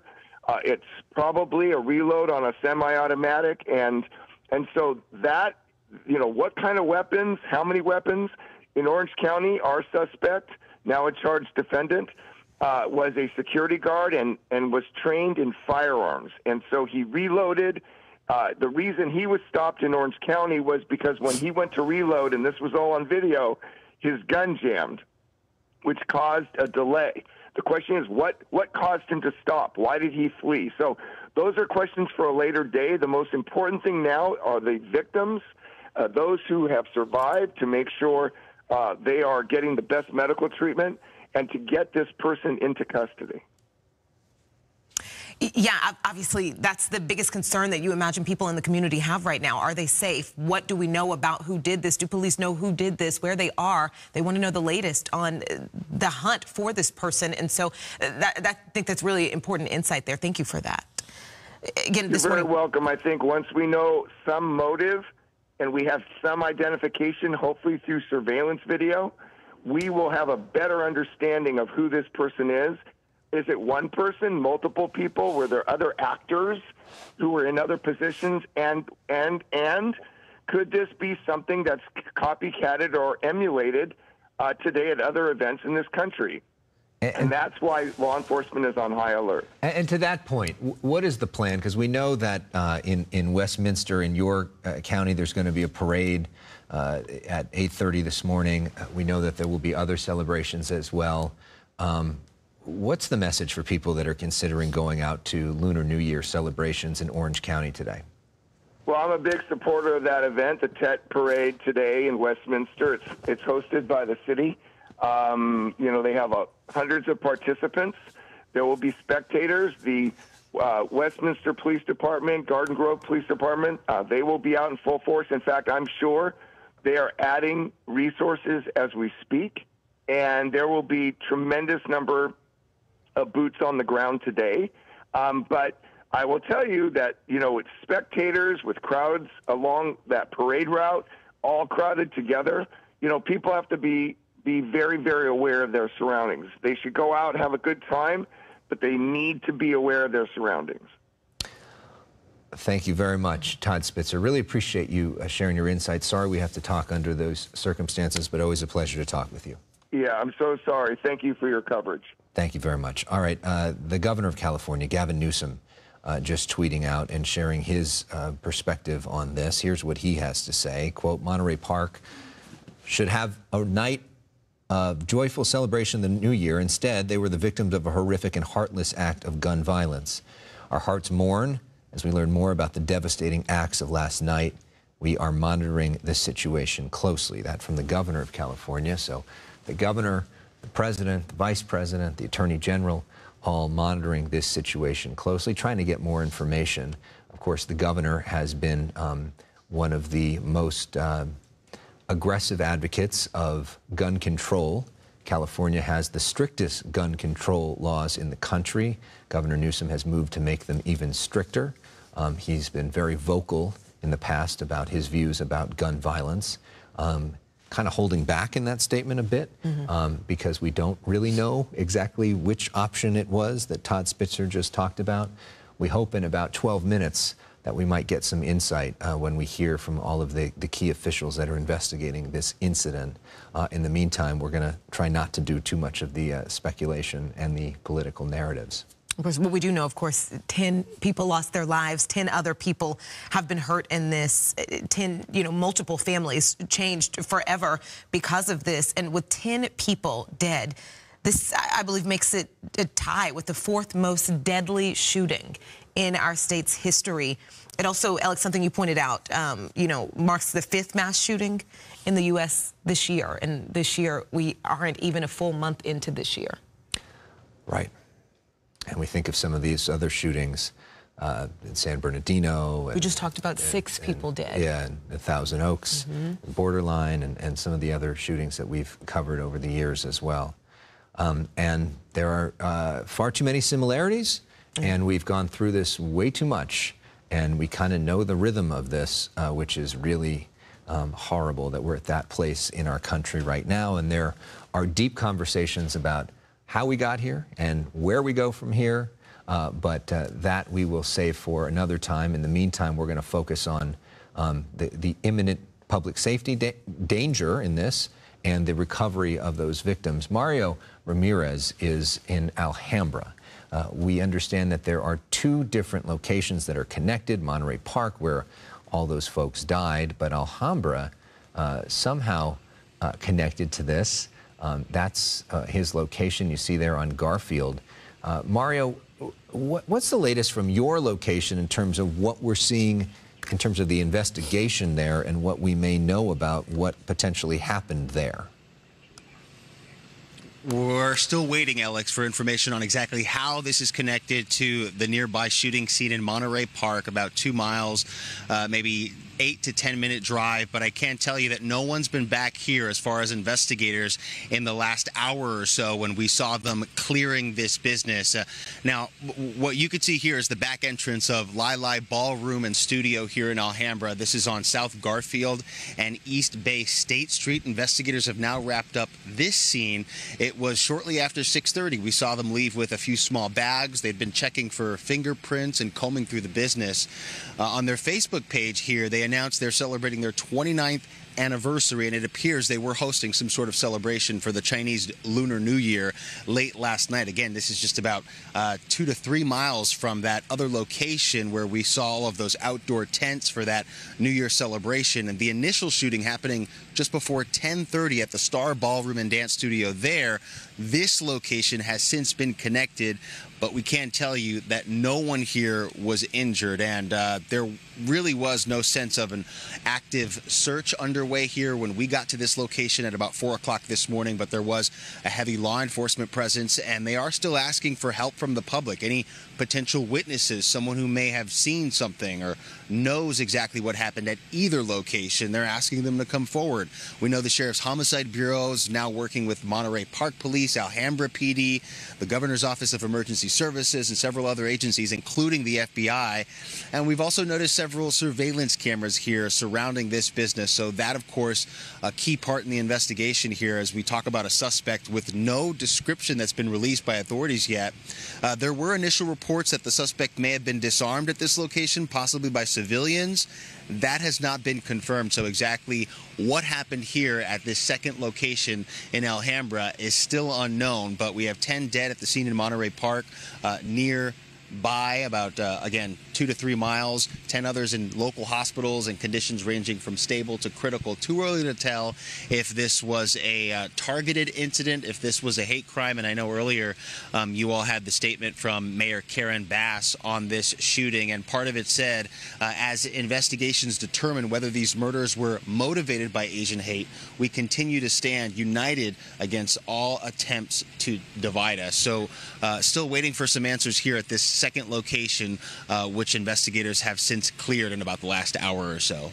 Back to you. All right, Mario Ramirez, thank you so much. Some information from our colleague Alexandria Hernandez, who's been reporting there on the ground. She's a Fox News Channel producer who worked with us for years, and she's well connected on this case. She says that police right now have a strong suspect description, but no exact identification at this point, only confirming that the suspect is a male. So they believe they know who it is, or they believe they know who it might be, but not an exact description. And the suspect, as far as we know, is still not in custody. Right, not much of a comfort as far as, you know, people wondering if they are safe, wondering about the latest information. Let's bring Sandra Indo here into this conversation. Sandra. And one of the possibilities, Sandra, as well, is it is possible that the suspect, and we're looking at Sandra's location right now, which is Garvey Avenue, it's possible the suspect may have killed himself, too. I mean, sometimes we see in these situations that happens, and they may be searching for him, but he may already be dead. We just don't know at this point, Sandra. Look like law enforcement helicopter above you.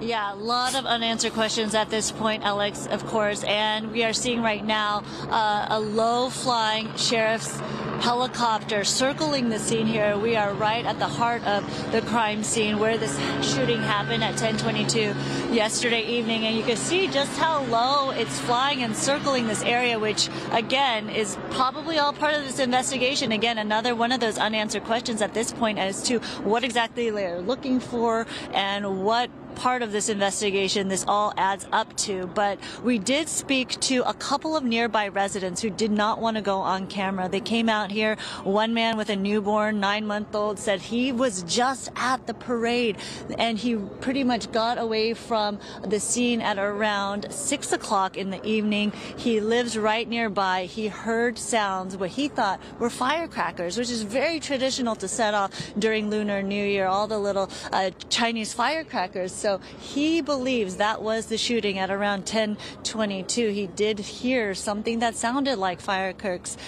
snapping and popping, and that could have been the gunshots. So clearly in earshot of what happened here yesterday evening. And then another resident coming out here saying that this never happens here. He lived here for decades, and this is just something they never see here in this community. They've passed by the Star Dance Ballroom many times here in the community, and the big question was whether or not that facility had any security. Now, obviously, places could have security, and that still does not deter or stop a gunman with high-powered weapons, perhaps engage, obviously, in what they do, but that is another question, certainly, that law enforcement officials may answer when we hear from them in just under half an hour or so. But again, taking a live look at the scene, you can see the mobile FBI command unit here. We did see multiple officers and law enforcement officials gathering here and going back and forth from inside the location of the shooting to these command posts as they continue to gather their information, and obviously the investigation is underway in earnest. But a lot of residents now, neighbors, coming out to figure out what exactly happened here, to come up and see this perimeter. Again, we're seeing this sheriff's helicopter circling low this area, and that just begs the question, if there is a suspect description right now, what these investigators know at this point and what exactly they're doing in terms of this investigation by circling the heart of this area. Again, we don't want to speculate and we don't want to jump to any conclusions, but again, there's so many unanswered questions that we're hoping to hear and convey to the community that's devastated and shaken up here on this Lunar New Year, as many families waking up to this news that 10 people were pronounced dead at the scene at a Lunar New Year celebration right here at Star Dance Ballroom Studio in Monterey Park. More than 10, or at least 10, I should say, transported to area hospitals, ranging in severity in terms of their injuries. So many people in the community wanting answers, and obviously just the tragic start to a celebratory holiday, the Lunar New Year, the start of their New Year for the Asian American community. Again, we're expected to hear from officials at City Hall in just minutes. So for now, let's send it back to you guys. Thank you so much, Sandra. We will get back to you soon. A tweet just coming in from Hilda Solis, the LA County supervisor, who said, you know, she's obviously devastated to hear about what's happening here. She said just yesterday she was there at the big celebration.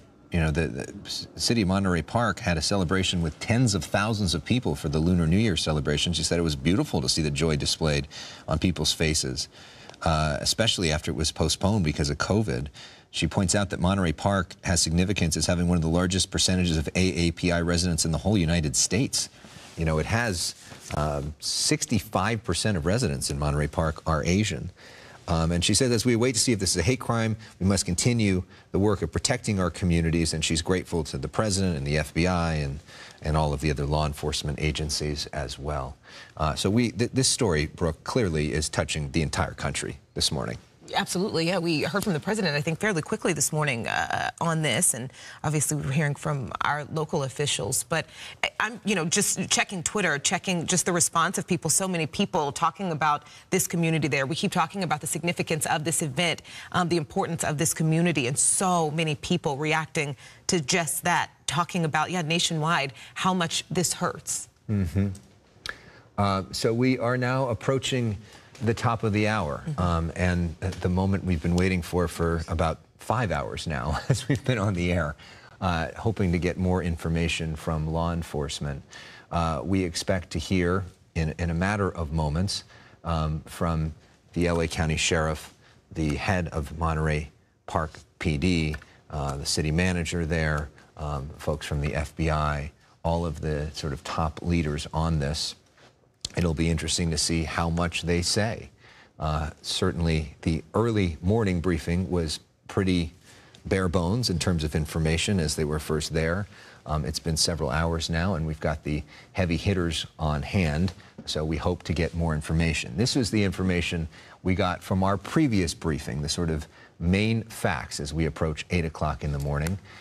This mass shooting happened in Monterey Park. It happened at the Star Ballroom, which is a dance studio there. It happened after a full day of celebrating the Chinese Lunar New Year with a giant community festival with tens of thousands of people in the area.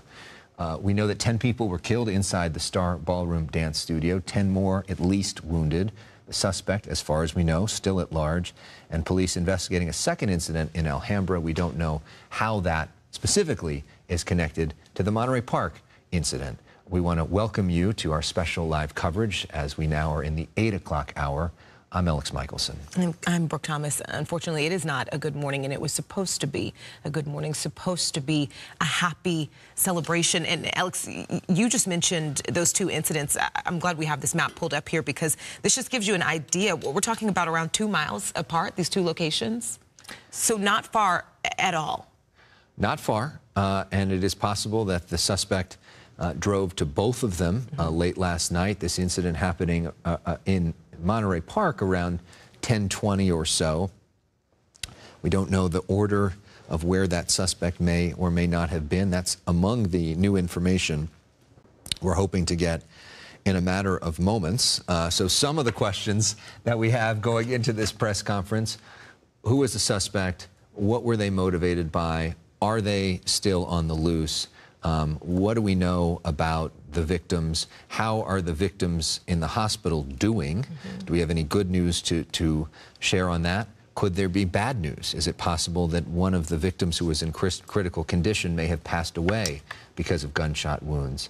And sort of where do we go going forward for this community as well? All those key questions we're trying to get answered in the next few minutes.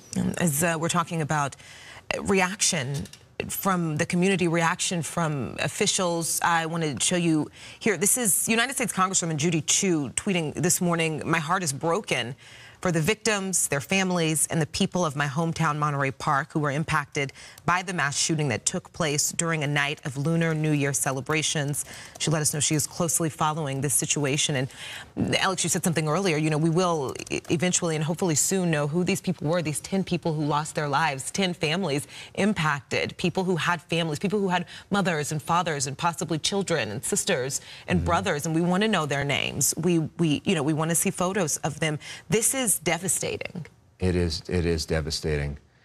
So this is a live picture from that press conference that we are awaiting there. It looks like some of the officials are there, standing by and gathering. They're running a little bit late as they try to kind of get on the same page and figure out what exactly they're going to say to us.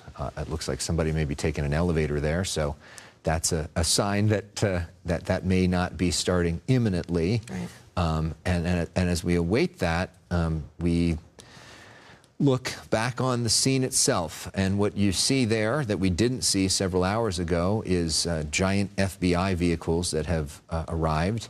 You know, this started off as an incident for the Monterey Park Police Department, which is a relatively small police department. Monterey Park, a relatively small city. For example, Monterey Park has 61,000 residents. The city of Los Angeles has 4 million. So obviously their police department is a lot smaller than, say, the LAPD or the LA County Sheriff's Department. LA County, of course, with 10 million residents. And from the early on hours, the LA County Sheriff's Department, which, by the way, was headquartered in Monterey Park for many years, has been very involved in the response to this. And you see a lot of different agencies responding on the ground, including the fire department, helping get people into ambulances. And the small community, as you can imagine, understandably not necessarily equipped to handle what could be the 4th deadliest mass shooting in our state's history. Sandra Ando is standing by for us. She has been there since the middle of the night, and it looks like she's got a guest there. Sandra. I do, you know, and this is such a tight-knit community, a community where people have come to just congregate together. A lot of Asian Americans living here, as you know, and Van is here. You've lived here for 10 years. You've come out just because you heard the news. You woke up to the news on Lunar New Year that this happened. What goes through your mind knowing that this happened in your community? Something like this never usually happens here. I think you just stated it, you know, just a lot of shock. I mean, just considered a very safe neighborhood. But unfortunately, I tend to hear that a lot lately, never in my town. So just shocked. FBI presence is just, took me off guard. I got a couple texts this morning from friends concerned, but, fortunately, nobody, that I know of was injured. But, our hearts and prayers go out to the victims. Just heartbreaking. And the Star Ballroom, it's a ballroom studio, ballroom dance studio, you said, that has been in the community for a long time. I know you haven't been there in a long time, but what can you tell us about that? From what I know, at least in the past, it's traditionally ballroom dancing, where you go to learn dancing. And from what I recollect in the past, it was like a older community, like I would say late 40s, 50s, people go there. A lot of regulars. That's my recollection of it in the past. Obviously, I haven't been there recently, so I can't speak for it now, but I couldn't imagine it could possibly originated there. But again, nowadays it's just social media, and I don't know. Yeah, I know when we were talking, it came to a surprise to you that it actually happened there, a place that in the community as being a ballroom dance studio, but just what a start to the new year, right? Marked with tragedy, the Lunar New Year being such an important holiday for so many here in the Asian American community. Yeah, I mean, you stated it, it's just amazing, Year of the Rabbit, and just occurring. I heard in the news that the festival was canceled this morning, so I don't know, I'm guessing it's the first time too, but just shock, so. And we thank you for sharing your thoughts with us, and being here as a resident in this community must not be easy today, so thank you very much. Obviously, this was a big moment for Monterey Park and the Asian American community here. This was the first time they started their Lunar New Year celebration, their 2-day-long celebration here after COVID. So this was the first parade. Yesterday, families coming out enjoying a parade along Garvey Avenue. And then, of course, in the night, there were more celebrations. That ballroom dance studio could have been booked out for a private event. We don't know what kind of party was taking place there. I know on their website it did say available for private events. There's also karaoke there as well, so maybe it has changed over recent years, not only subject to ballroom dancing groups, but clearly that is another question that we will be finding out, hopefully an answer to, as we hear more from local law enforcement officials. But that resident is just so indicative of how so many people here in the community will be waking up to the news that this tragedy has struck this community, and how devastating it is on this Lunar New Year. Alex and Brooke. Sandra, thank you. We are still awaiting that press conference, which could begin at any moment now. Our colleague Gigi Graciette just texted us a confirmation of one of the questions that we all have, which is this suspect been arrested? And according to Gigi's sources, so far, this suspect, alleged to have killed 10 people, is still not under arrest. This suspect is still at large. So it'll be interesting to see if we get a more detailed suspect description in the next few minutes to potentially have the public help in trying to apprehend this person. Yeah, and there's also the public concern of their safety right now. When you hear someone has killed 10 people, 10 other people injured right now in the hospital with injuries from this incident. People want to know more, what police know, what authorities know about who did this. They also want to know as much as they can about the hunt for who did this. They want to know if they're safe in their homes right now, if they're safe leaving their homes right now. And Gigi's reporting continues with there is no indication that he's dead. Meaning one of the possibilities we were raising earlier is sometimes in these sort of situations, a suspect will then kill himself and they will find him hours later, which is why it took a while to figure out where they are. Of course, that's still possible, but as far as what sources are telling Gigi, they are operating under the assumption that he is alive, and they have no reason to believe so far that he is in fact dead. So we should get more sort of robust official information hopefully soon. But that is an answer to one of the key questions we were hoping to learn at the top of the hour, this press conference, which is now about 10 minutes delayed, which is, what is the status of this suspect? And that right now, Brooke, is the key issue. Absolutely. That we really need to know, because oftentimes with these mass shootings, they end with the suspect either killing himself, and almost always it's a man that's doing the shooting, or law enforcement either apprehending that person or shooting and killing them. And in this situation, we don't have that. So usually those scenarios, the story is kind of over. It's just a matter of putting together the pieces. But here, we've got a real threat to our community. And this story is very much still breaking and very much a fluid situation. Yeah, you know, we were talking to Orange County District Attorney Todd Spitzer earlier this morning about the different directions this investigation goes, the hunt for the suspect goes, depending on who this person is and their connection or lack thereof to the victims in this incident, and what we know about the suspect, what we could know about the suspect, and what that means about how police go about finding them. Exactly. And so a lot of things we still want to learn at this hour as we continue to monitor the situation there. We're going to go back to a comment that was brought up by the mayor of Los Angeles. This is what she tweeted out, and so we're going to read her comment for you. And she said that, you know, the reports coming out of Monterey Park are absolutely devastating, saying families deserve to celebrate the holidays in peace. She said mass shootings and gun violence are a plague in our communities. Also saying this: as investigations determine whether these murders were motivated by Asian hate, we continue to stand united against all attempts to divide us. And she kind of started and ended with the same comment, saying, my heart goes out to Monterey Park and the families and friends of those lost. That from the mayor of Los Angeles, Karen Bass, who was in Congress, the author of the George Floyd Justice and Policing Act, and has talked about the issues involving guns and policing many times over the years. So we're looking at these two scenes where we have live reporters. At the top of your screen on Garfield Avenue, that's in Alhambra. That's where Mario Ramirez is stationed. We understand that that scene is somehow connected to the scene at the bottom of your screen, which is in Monterey Park, the site of that Star Ballroom dance studio where 10 people were killed and at least 10 people injured. How they're connected, what we know about that spot in Alhambra, that is another key question that we hope to get answered when this press conference, which was supposed to start 12 minutes ago, hopefully begins any moment now. This is a live picture from that press conference. This is in front of the city of Monterey Park City Hall.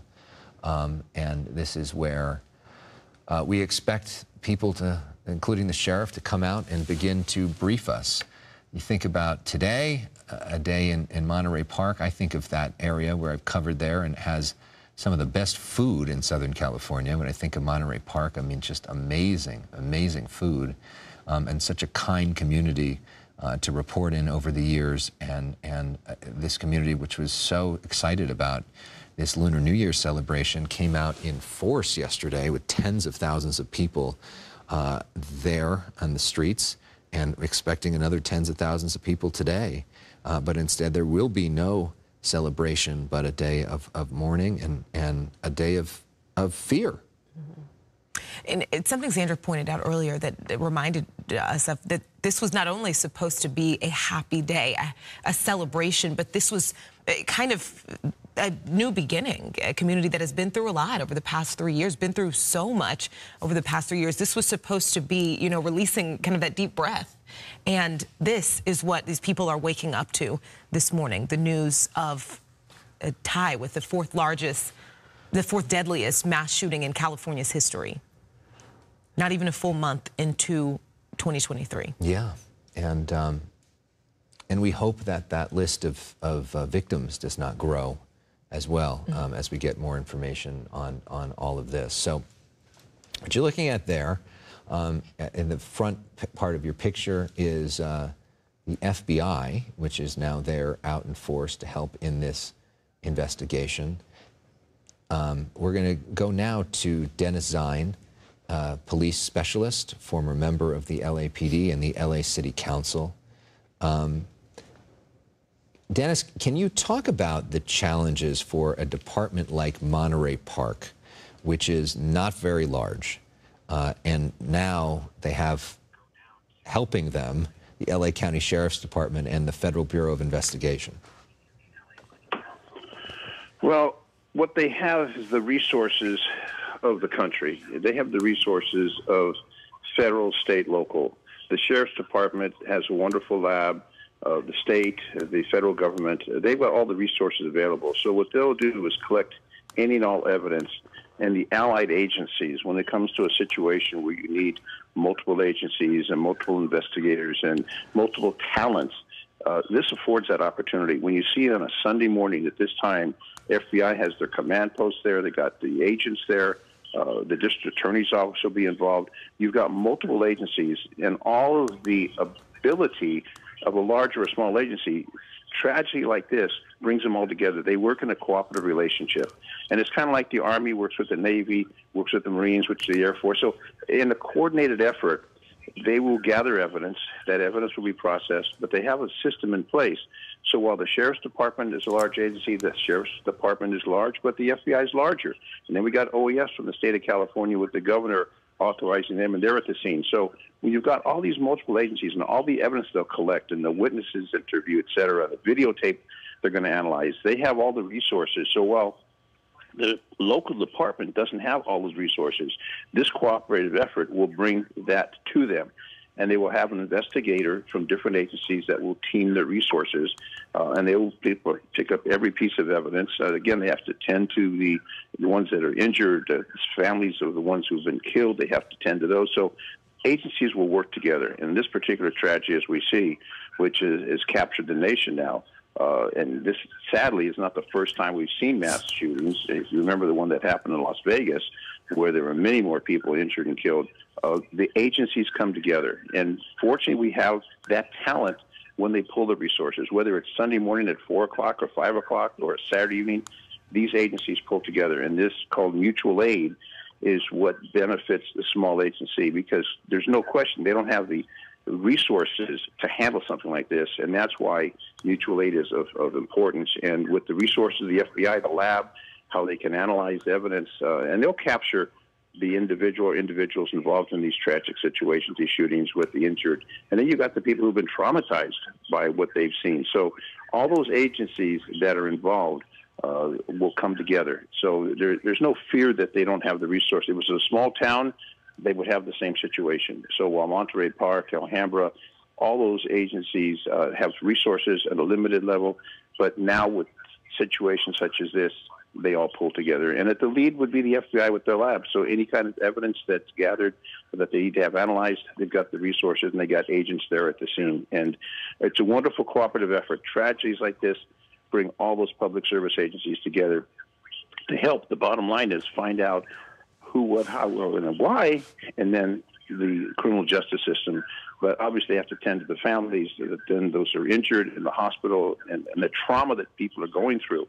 I mean, the ones that have passed away, God bless their souls, but they've got family survivors that are dreading what they're going through now, and the notification process, and then those in the hospital. Some of those hopefully will survive. If they don't survive, the consequences with that.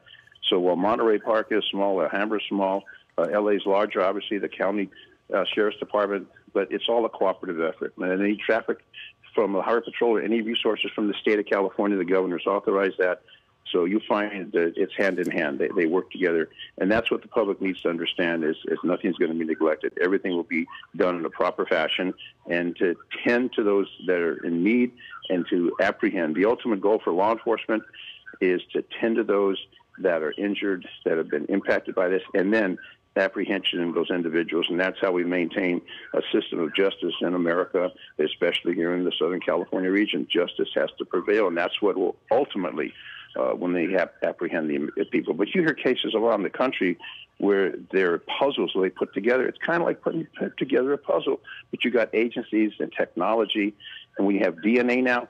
DNA is wonderful to connect, and we've seen it recently in a celebrated case where DNA brought conclusion. So this is what happens. So whether it's large or small, resources are there. And we see the picture of the FBI resources at this time, early morning, Sunday morning. They're there on the scene with their agents, their equipment, helping out, gathering evidence, and sorting through.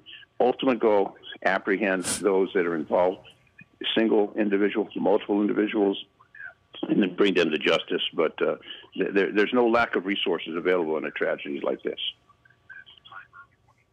You know, Dennis, sorry, we may have to cut you off shortly as we're waiting for this press conference, but I wondered if you could talk to me a little bit about the differences that investigations may go depending on who the suspect is, where, you know, right now we don't know if the suspect knew the victims. We don't know if this was random and someone targeting these victims because of who they were, what they were celebrating, and the differences in what police do in trying to find someone when they know who it is and that person maybe is related to someone who was there, as opposed to someone who doesn't know the people who were there. Well, if you have a hate crime, what we have here is a hate crime. If it's one individual, multiple individuals that plotted this, you've got two locations. You've got the mass shootings, you got the injured people, and you got the people who've been killed. But they go piece by piece, and that's what the investigators do. They work side by side. They gather any and all evidence, and they will go through the area, and that's why they want to lock it down. Any and all evidence, the spent casings from the bullets, etc. Any evidence, all the video, they'll capture every speck of video that's in that area. And what they do, as I say, they're putting the puzzle together piece by piece. And these investigators are very talented. They're very patient. And when you have a cold case unit, for example, law enforcement has a cold case unit, and they will review the case and they'll review the evidence and they'll put it together. And that's exactly what they do, is they gather every single piece of evidence and put it together. So that's what they'll do. Here you got multiple scenes, you got multiple individuals, what kind of rounds were fired. They have to retrieve those. There's just a tremendous amount of resources have to put in, and then it's like I say, you're putting the puzzle together, and it's exactly what you're doing, piece by piece by piece.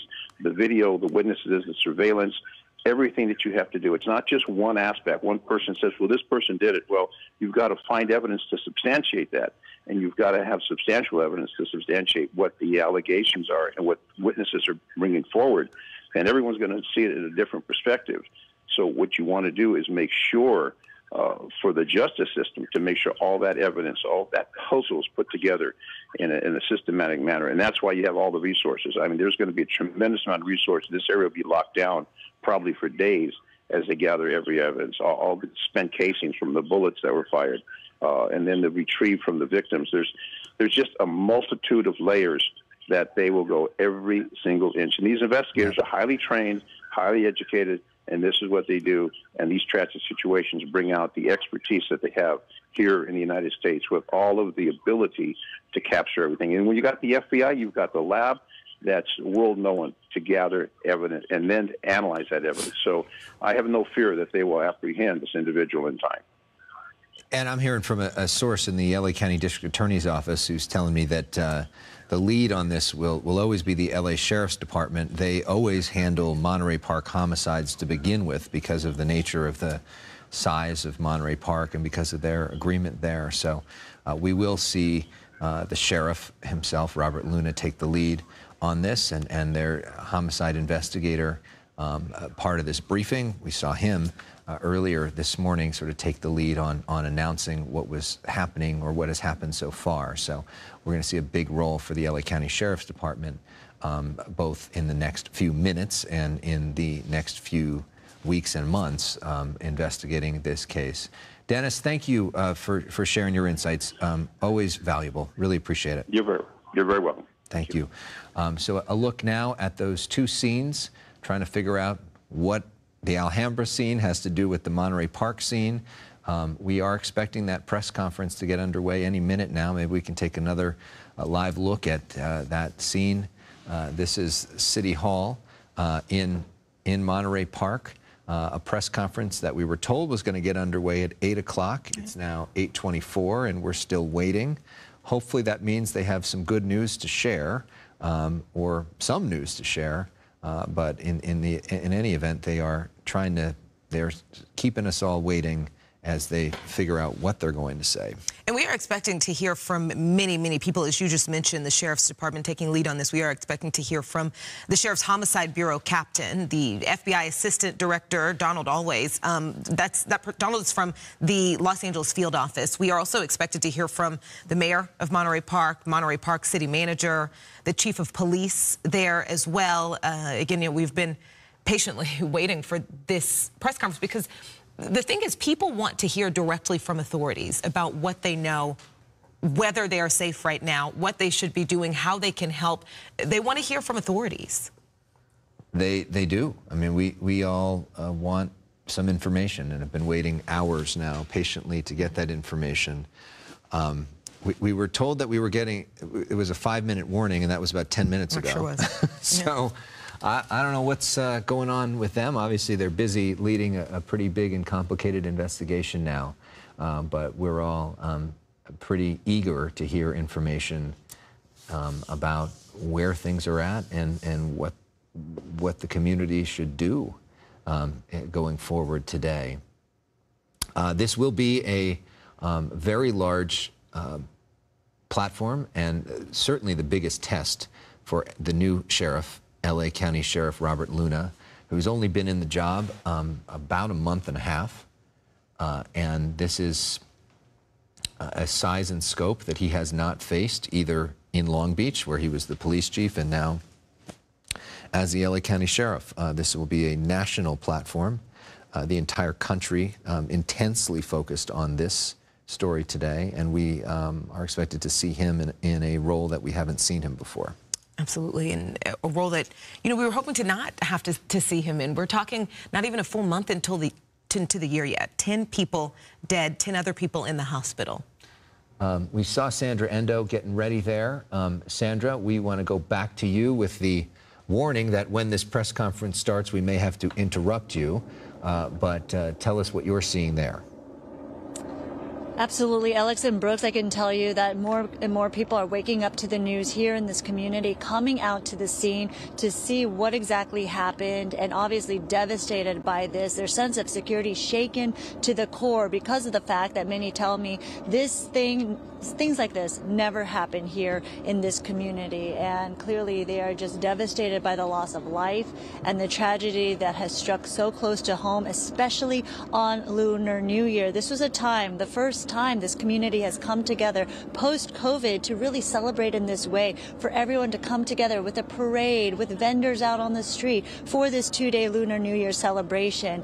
And people have come out here, residents, saying they just took their 9-month-old newborn baby out to the parade for the first time to celebrate. They were home before dark, so clearly didn't see the shooting, didn't hear about it, but what they thought were fireworks, because it is typical and tradition for the Lunar New Year celebrations to include fireworks. And what some people have been telling me is that they did hear what sounded like fireworks late last evening at around 10:22, but that in fact could have been the gunshots. So clearly just devastating news, and a lot of people just coming here to figure out what exactly is happening. Again, a day which is supposed to be filled with joy, filled with good fortune, good luck, prosperity, warding off off the evil, bringing in the light, marked with this right now, and this perimeter still up here at the scene of the crime. We are here on Garvey and Garfield, where the investigation continues and is still underway. But again, we are just blocks away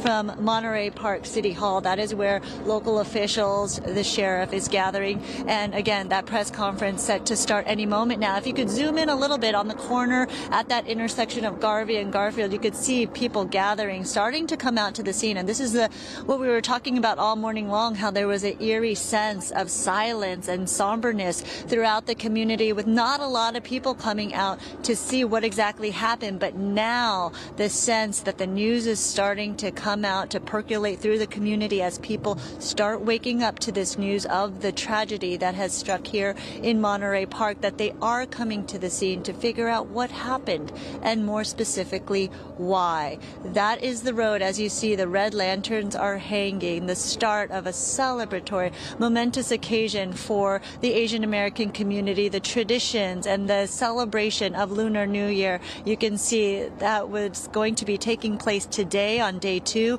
of this festival here in Monterey Park, completely canceled because of the tragedy. And you're talking about local businesses impacted as well here, all shut down because of Lunar New Year, but also so many families that were going to be gathering out here to participate and to celebrate.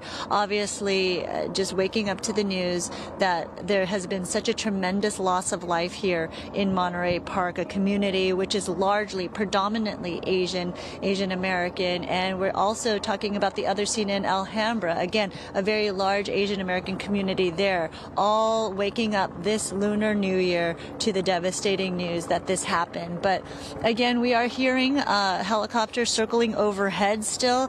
That means, of course, the investigation continues to get underway by foot, on ground, and above us as well in the air.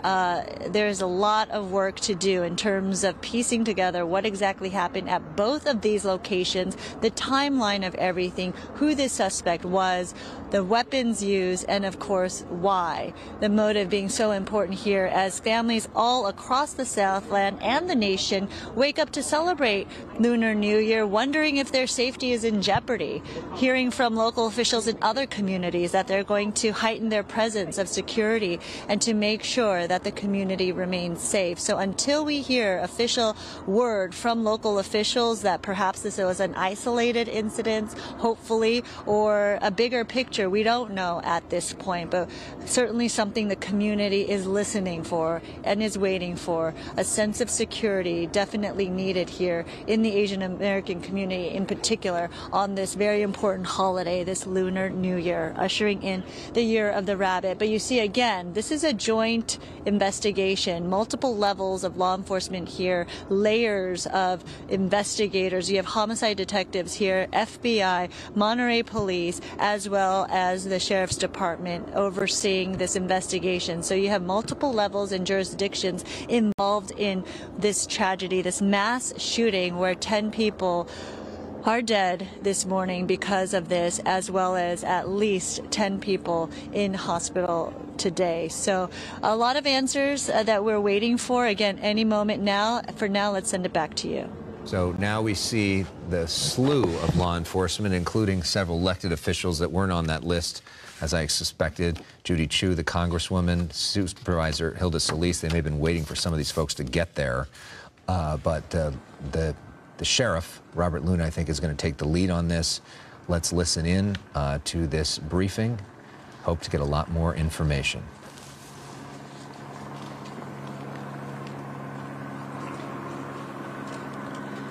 Good morning. My name is Lorena Rodriguez. I'm captain at the Sheriff's Information Bureau. The order of speakers today will be Los Angeles County Sheriff Robert Luna, Monterey Park Police Chief Scott Weiss, Monterey Park Mayor Henry Lowe, representing the 1st District Supervisor Hilda Solis, Congressmember Judy Chu, and FBI Assistant Director Don Alway. At the end, we will be available for questions. Thank you.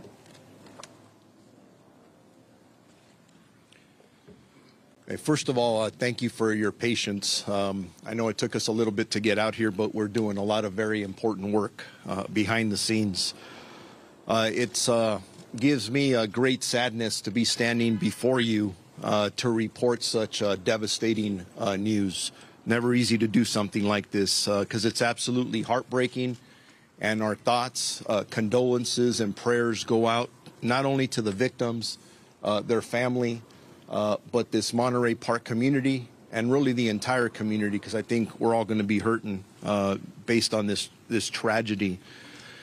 On Saturday, January 21st, 2023, at approximately 10:22 p.m., officers from the Monterey Park Police Department responded to a business in the 100 block of West Garvey Avenue in the city of Monterey Park regarding a shots fired call. When officers arrived at the location, they observed numerous victims and patrons in the business parking lot. Additional officers made entry into the business and located numerous gunshot victims. Monterey Park Fire Department responded to the scene and started to treat the injured. And I do want to point out these police officers that get there, they don't hesitate. They go in right away. And then our partners at the fire department, and not only the Monterey Park Fire Department, but many others who came to assist the victims, survivors who needed assistance. There were at least 10 additional victims transported to numerous local hospitals. But I do want to start off with saying that, unfortunately, when the fire department did get into the business, they did pronounce 10 of the victims deceased at the scene that I just described.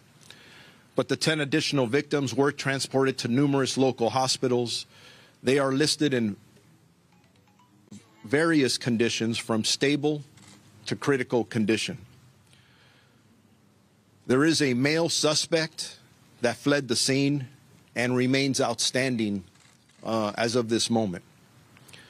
Our very preliminary description has been described as a male Asian, and that's from the scene here in Monterey Park. And it's taken us a while, and please be patient with us, because as we're interviewing victims and witnesses, we've gotten different descriptions of one suspect. So when I say it's preliminary, please, again, be patient with us. We are here to tell you that we are utilizing every resource to apprehend this suspect in what we believe to be one of the county's most heinous cases. Our local, state, and federal law enforcement agencies are working together to better serve the residents here of Los Angeles County and to apprehend this attacker. Sheriff's homicide investigators are working diligently with the Monterey Park Police Department, the Federal Bureau of Investigation, the California Governor's Office of Emergency Services, and numerous other law enforcement agencies. Bottom line is here, we're going to use every resource available to us because we need to get this person off the street as soon as possible. But again, we are still in the very early stages of this investigation, and there actually is a lot more that we don't know than what we know at this time. As I said earlier, the men and women of the Sheriff's Department join me in extending our condolences to the countless families affected by this senseless shooting, and they will remain constantly on the minds of our investigators, who, I see it in their eyes, they want to get this guy, and they're going to. So I also want you to know questions that are being asked. Is this related to the other event here in the city of Monterey Park, or any concerns about any other Chinese New Year events? We are working here. You see all the partners behind me, including the FBI. We've been doing threat assessments throughout the morning. Are they connected? Honestly, we don't know the answer to that yet. It may or may not be. So as we look at other events, we will make sure that we step up our presence from the Los Angeles County Sheriff's Department. We will be in communication with other law enforcement agencies. We already have been, to make sure that security is a top priority at any event, and that's not to indicate that we think there's a threat there. We're just taking every precaution that we can. We don't want anybody else to get hurt. As a matter of fact, I'll be attending another Chinese New Year's event later on in a couple of hours, and I encourage people to go out and enjoy the events. It's a time from that perspective to celebrate, although this is a very sad occasion. So I now want to introduce to you my partner, the Chief of Police of the Monterey Park Police Department, Chief Scott Weiss. Thank you. And by the way, we'll be available for questions after everybody is done speaking. Thank you. Thanks, Mark. Appreciate it. Good morning, everybody. My name is Scott Weiss. I'm the police chief for the city of Monterey Park. As the sheriff explained to you, my officers responded last night to this call. We've been working with our county, state, and federal partners to help in this investigation. It's a large investigation that will go on for many days and perhaps many months. My concern now is the safety of the city of Monterey Park. My officers are on duty. I brought in extra officers from home to make sure that the community is safe. We will continue to patrol this community and respond to anything that happens here. We're going to remain very diligent, and we hope the community becomes closer partners with us in this and is able to share any information they have with the Sheriff's Homicide Bureau and the City of Monterey Park. As the days go on, we will continue to be very diligent about protecting this city. Our Lunar New Year event that was going to occur close to where our crime occurred has been canceled today for obvious reasons. And all of us at the department, all of my officers that responded, all of my professional staff are very serious about catching this suspect and bringing him to justice. And that's our #1 goal here. Thank you.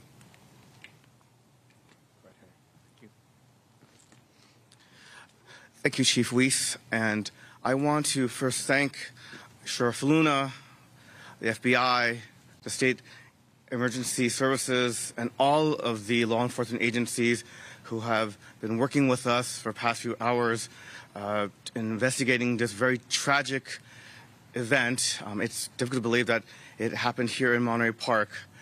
We want to express our condolences to the victims and their families. And moving forward, it is important that we be there for them to provide services and support they need in what will be a time of healing in next weeks, months, if not years. We also want to just thank everyone who has given their support for Monterey Park. Again, we are a small community in the San Gabriel Valley, but we're part of the larger Southern California region family, and it's been very comforting to see the support, the output of support that's been here for our community and our families. And again, thank you so much to our own police department, who every day protects this community. And this is a diverse community, a very diverse community. Yesterday we kicked off our Lunar celebration, and our police department, very much aware of this diversity, also has within its ranks those who are multilingual as well as multicultural. And I want the community to be rest assured that our police department will continue every day to protect the safety of everyone who lives in Monterey Park. Thank you. Please identify yourself. I'm sorry. My name is Henry Lowe. I am the mayor for the city of Monterey Park. Thank you. I'm sorry, Henry, last name spelled Lo. Thank you.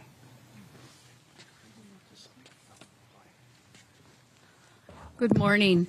Supervisor Hilda Solis representing the 1st District. First of all, I'm devastated.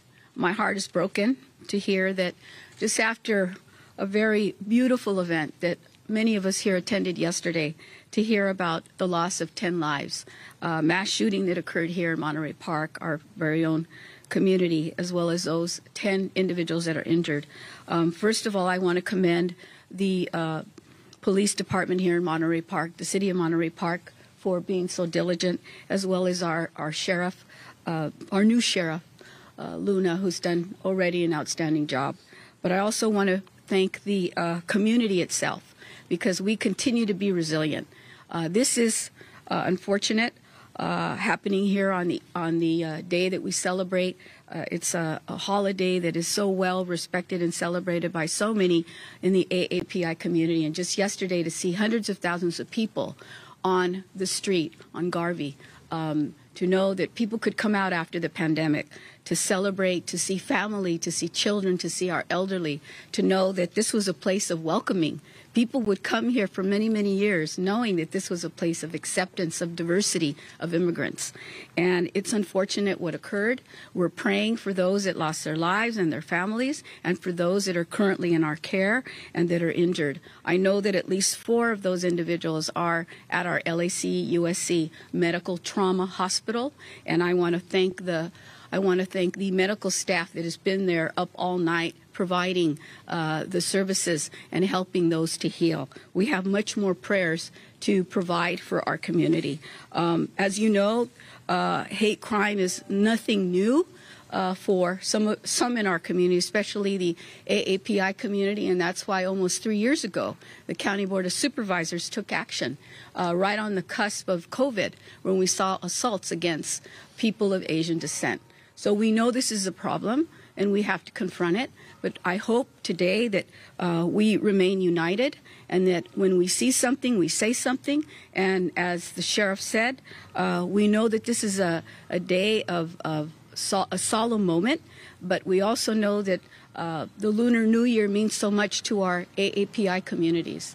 And this is a time of reflection and prayer. So I know I will do whatever I can in my capacity, working with all of our partners here to see how we can heal, but also come up with some plans and see how we can better serve our community so that we can stop this hate that somehow has taken a hold over our communities. So I pray for those families, and I know that this community is resilient. It has been. It's gone through a lot already, but they remain fierce, and they are our community. They are our familia.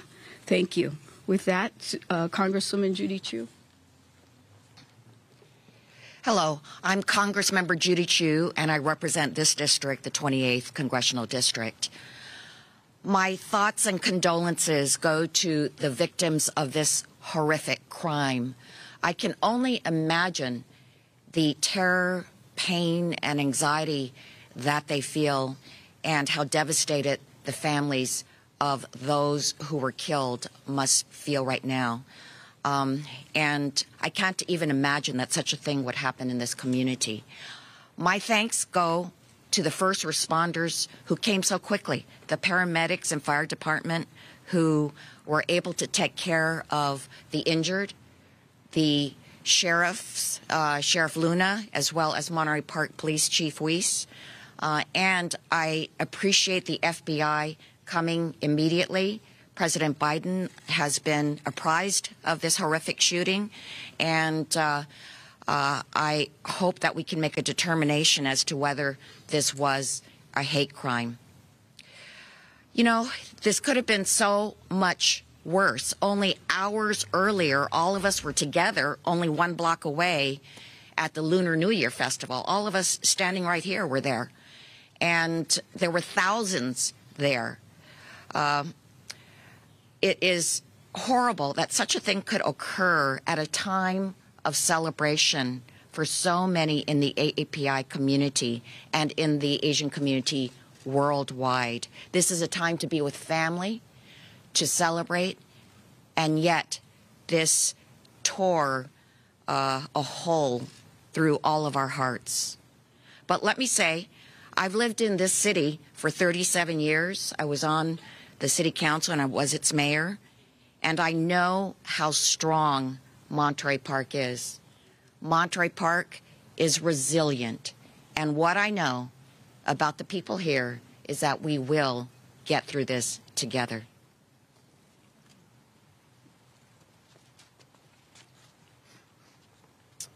Good morning. I'm Don Alway, the Assistant Director of the FBI's Los Angeles Field Office. And on behalf of the entire FBI, our hearts go out to the victims and their families, those that are not going to have their loved ones come home to greet them. The FBI is committed to providing all the resources at our disposal to assist the Sheriff's Department and the Monterey Park Police Department, and we won't stop until every lead is exhausted and justice prevails. Thank you.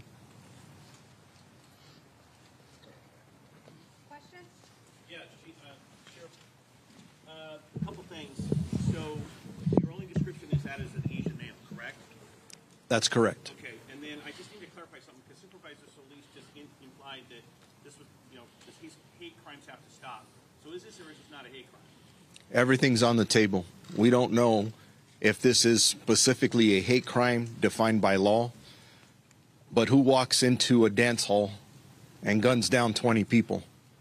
The description we have now is of a male Asian. Does that matter? I don't know. I can tell you that everything's on the table. Our detectives are looking at every possibility with our partners. Age range, somewhere between the age of 30 and 50.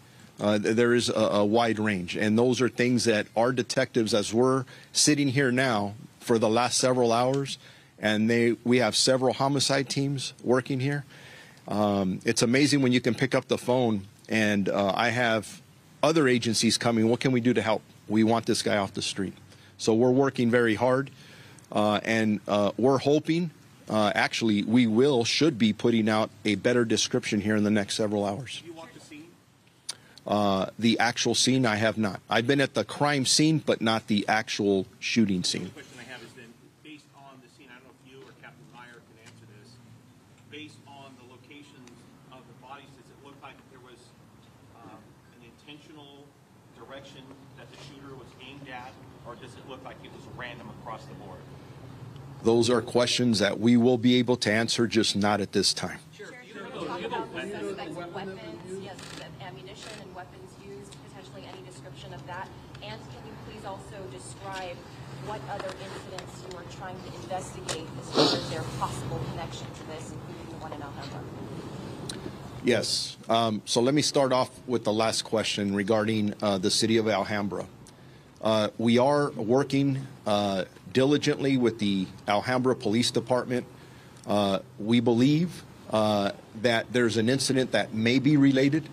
We're not quite there yet, but it's definitely on our radar screen where a male Asian suspect walked into a dance hall, and he walked in there with a firearm, and some individuals wrestled the firearm away from him, and that individual took off.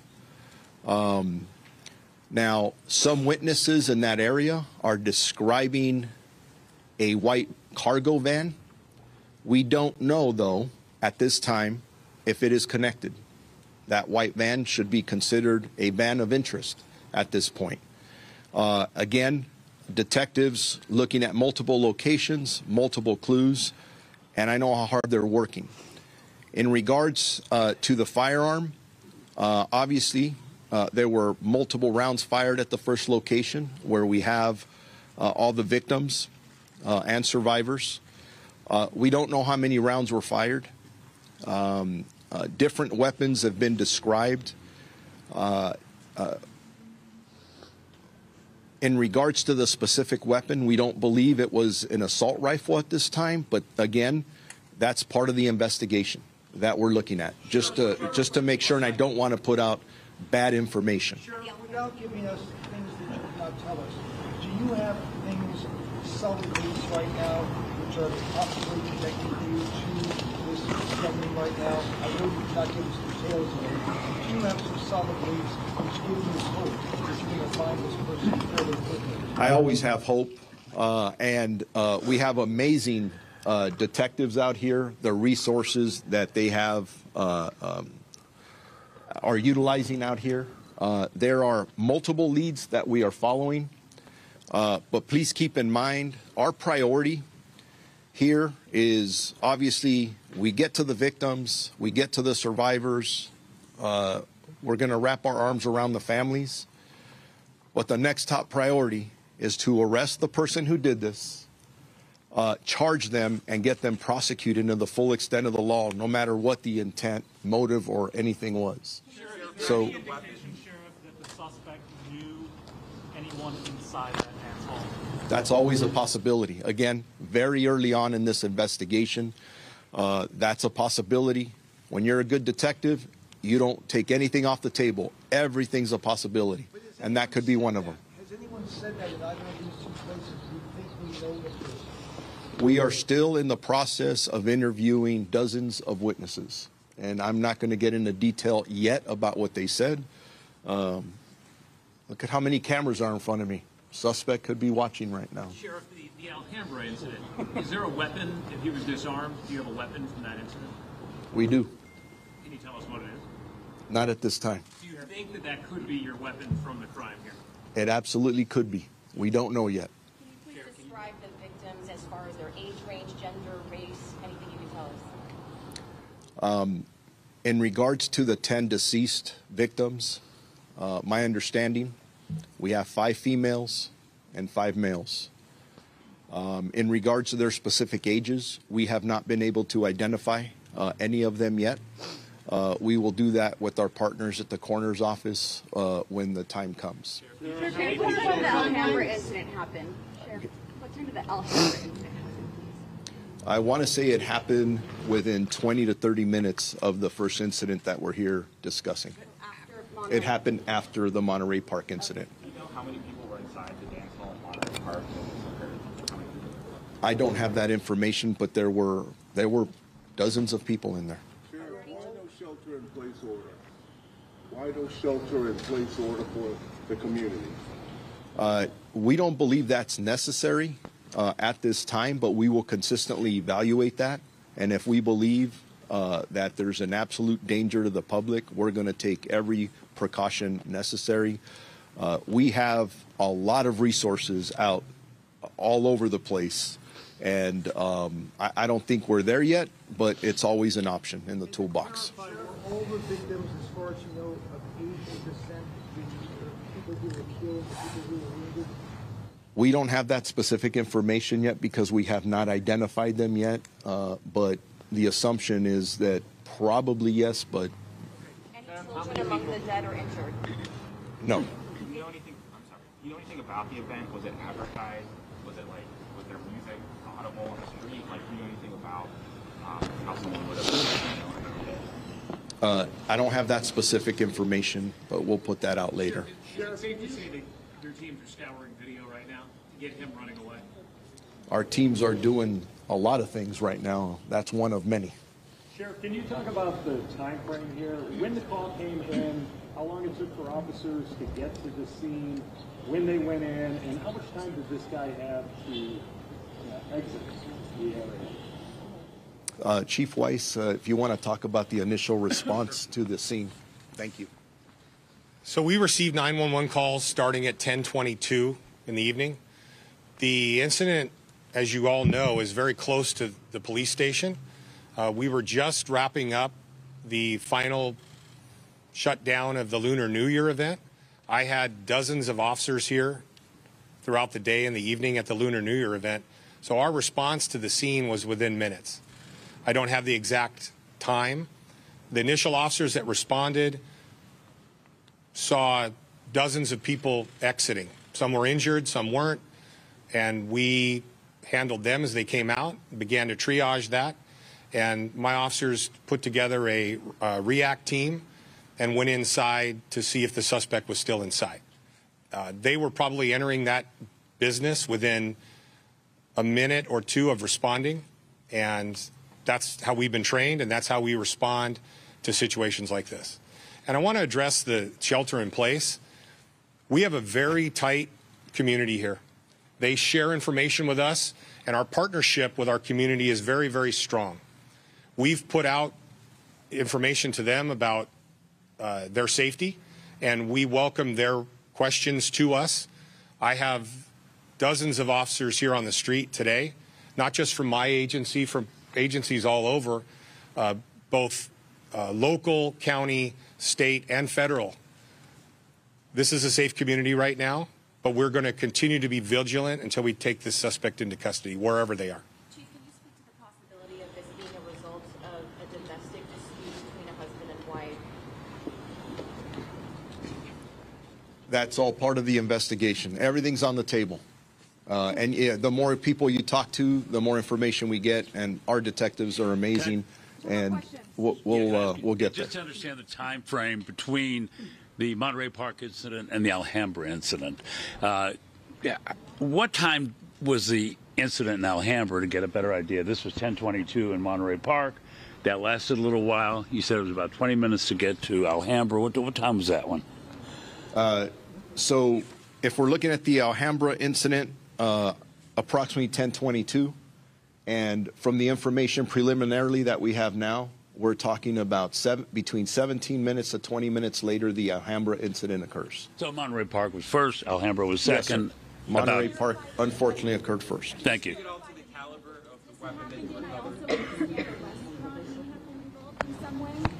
Apart from the Alhambra and Monterey Park incident? In Monterey Park, I understand that there was also a restaurant where a shooting may have occurred. Can you clarify the name of the business that it happened? Yeah, I don't have information about that at this time. Maybe that's just some new detail that's coming up, whether it's out there. We'll clarify that. Can you clarify the name of the business that the shooting happened in? I don't have. The business is... To the microphone, please. Well, He's going to say something. yeah. Can we pause on that, on the name of the business, just out of respect for the business owners and the victims and survivors? And then we'll work on you as soon as we can get that out. And I heard the question over here to my right about caliber. The caliber of the weapon you've recovered, or if the rounds are consistent with the weapon that you've recovered. That's still, we're still looking at that.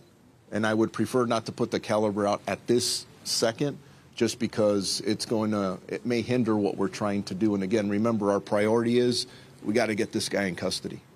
And that's exactly what we plan to do. Can you describe what happened in the Alhambra location, how witnesses, people stopped the suspect? Not in detail at this time, other than what I described earlier, that this suspect walked in armed, and he was disarmed by a couple of individuals.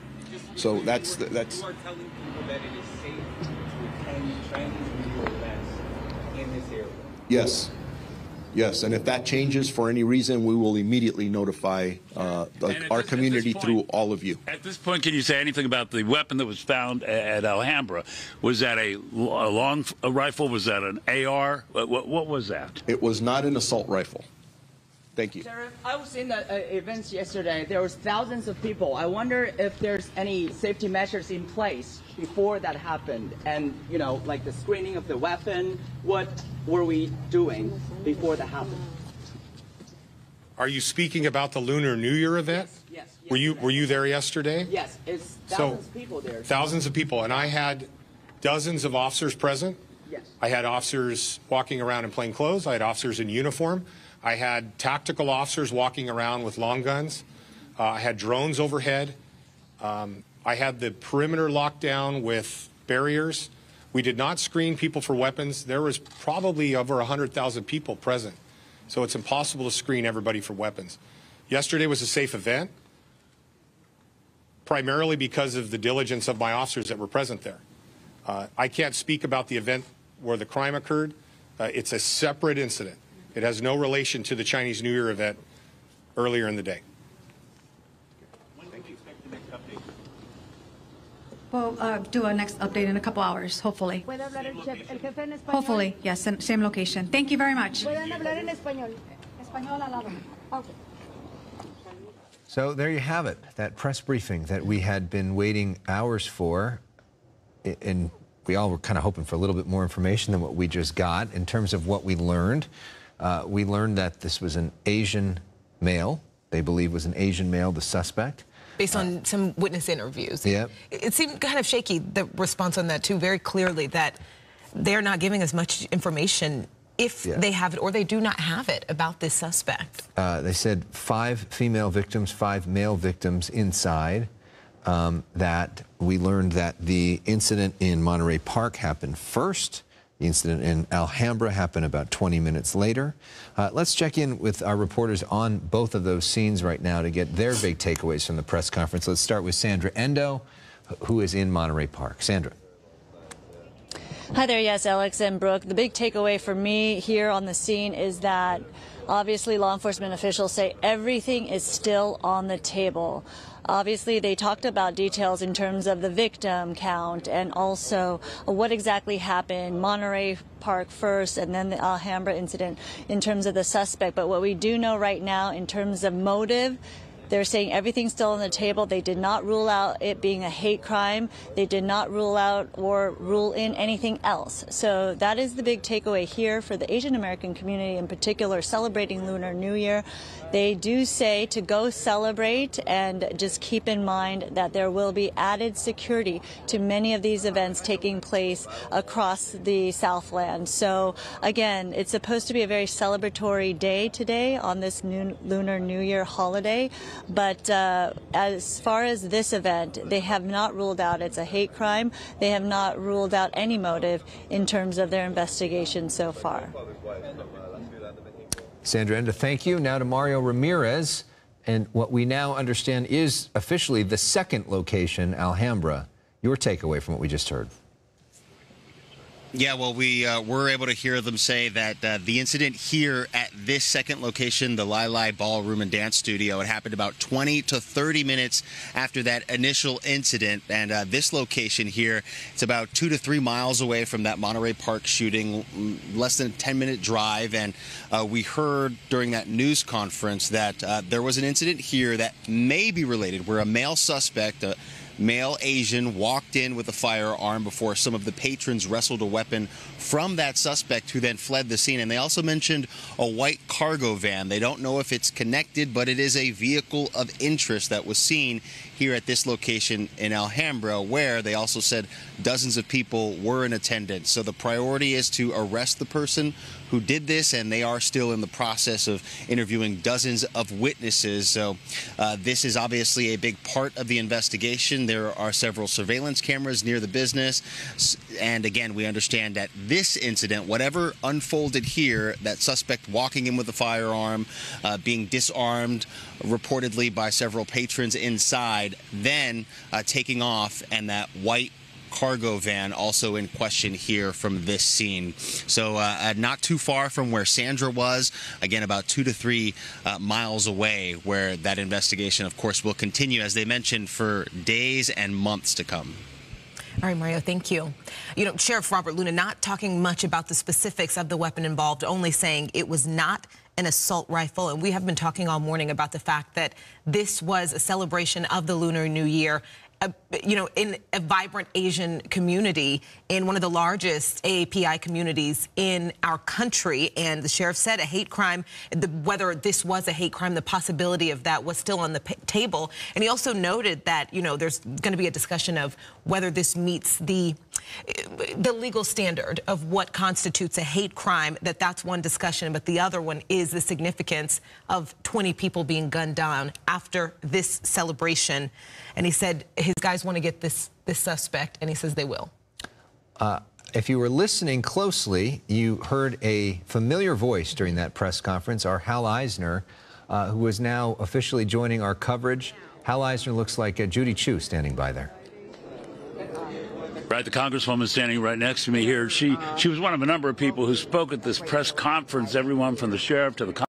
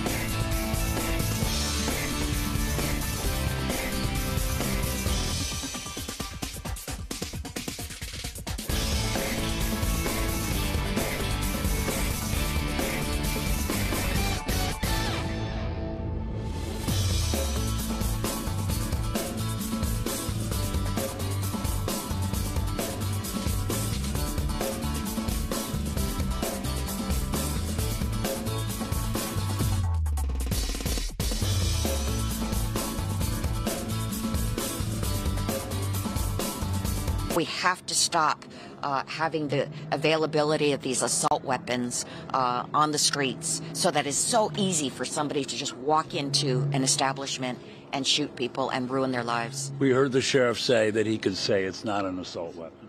It was a weapon. Yeah.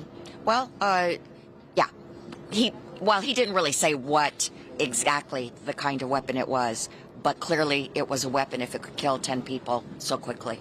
Do you know what the weapon was? I don't know. You're not aware? No. What happens now in your community here? What do you try to do locally to hug, to heal? So we will get together. We will communicate with the community around here, with the city and the surrounding cities, because this does affect everybody in this whole area. And we will express our support for the community to make sure that everybody is safe.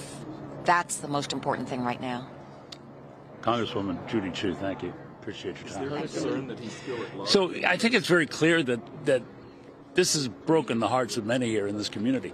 Congresswoman, Supervisor Hilda Solis, people who represent this district, trying to sort of wrap their minds around what's happened here, try to figure out what's next, and of course the Sheriff's Department and others in law enforcement, including the FBI, trying to find out who the suspect was, trying to find out where the suspect is. Alex? Yeah, and Hal, you think about Judy Chu's long-standing connection to that community and how personal this particular story must be for her. Thank you for that interview. I just got some information from the mayor of Alhambra. You know, there's been so much focus on that and what we know about that. She told me that there was an attempted shooting at that dance hall in Alhambra shortly after the incident occurred in Monterey Park. Fortunately, nobody was shot. We know that individuals at the Alhambra dance hall saw the shooter and attempted to apprehend him, taking away the firearm he was carrying. We're waiting for confirmation from the FBI that the events are connected. So that's information from her. That's what we're looking at there. The Lai Ballroom and Studio is what she's referencing there, that there was an attempted shooting there, and that people in there were able to stop it from happening and take the gun. So that's an interesting piece of news there. So it is certainly possible that the suspect, an Asian male, went to Monterey Park, the dance hall there, did the shooting, got away, went to this other ballroom down the street, tried to do another shooting and was stopped. It also is possible that they're two different people that aren't connected. The timing and the similarity of places would be quite a coincidence, but they're trying to look at that now. And Brooke, I would think certainly at the Alhambra spot, looks like there's really good surveillance cameras there, if they're working, and of course you never know if they are, that would get a good shot of the suspect, and you would think that there might be surveillance cameras in the other location that would give you a good shot of the suspect too. We're going to go actually back to Hal Eisner right now for another interview. Hal. Yeah, one of the officials out here at this press conference this morning, Supervisor Hilda Solis, you're having a tough time with this, aren't you? It's devastating.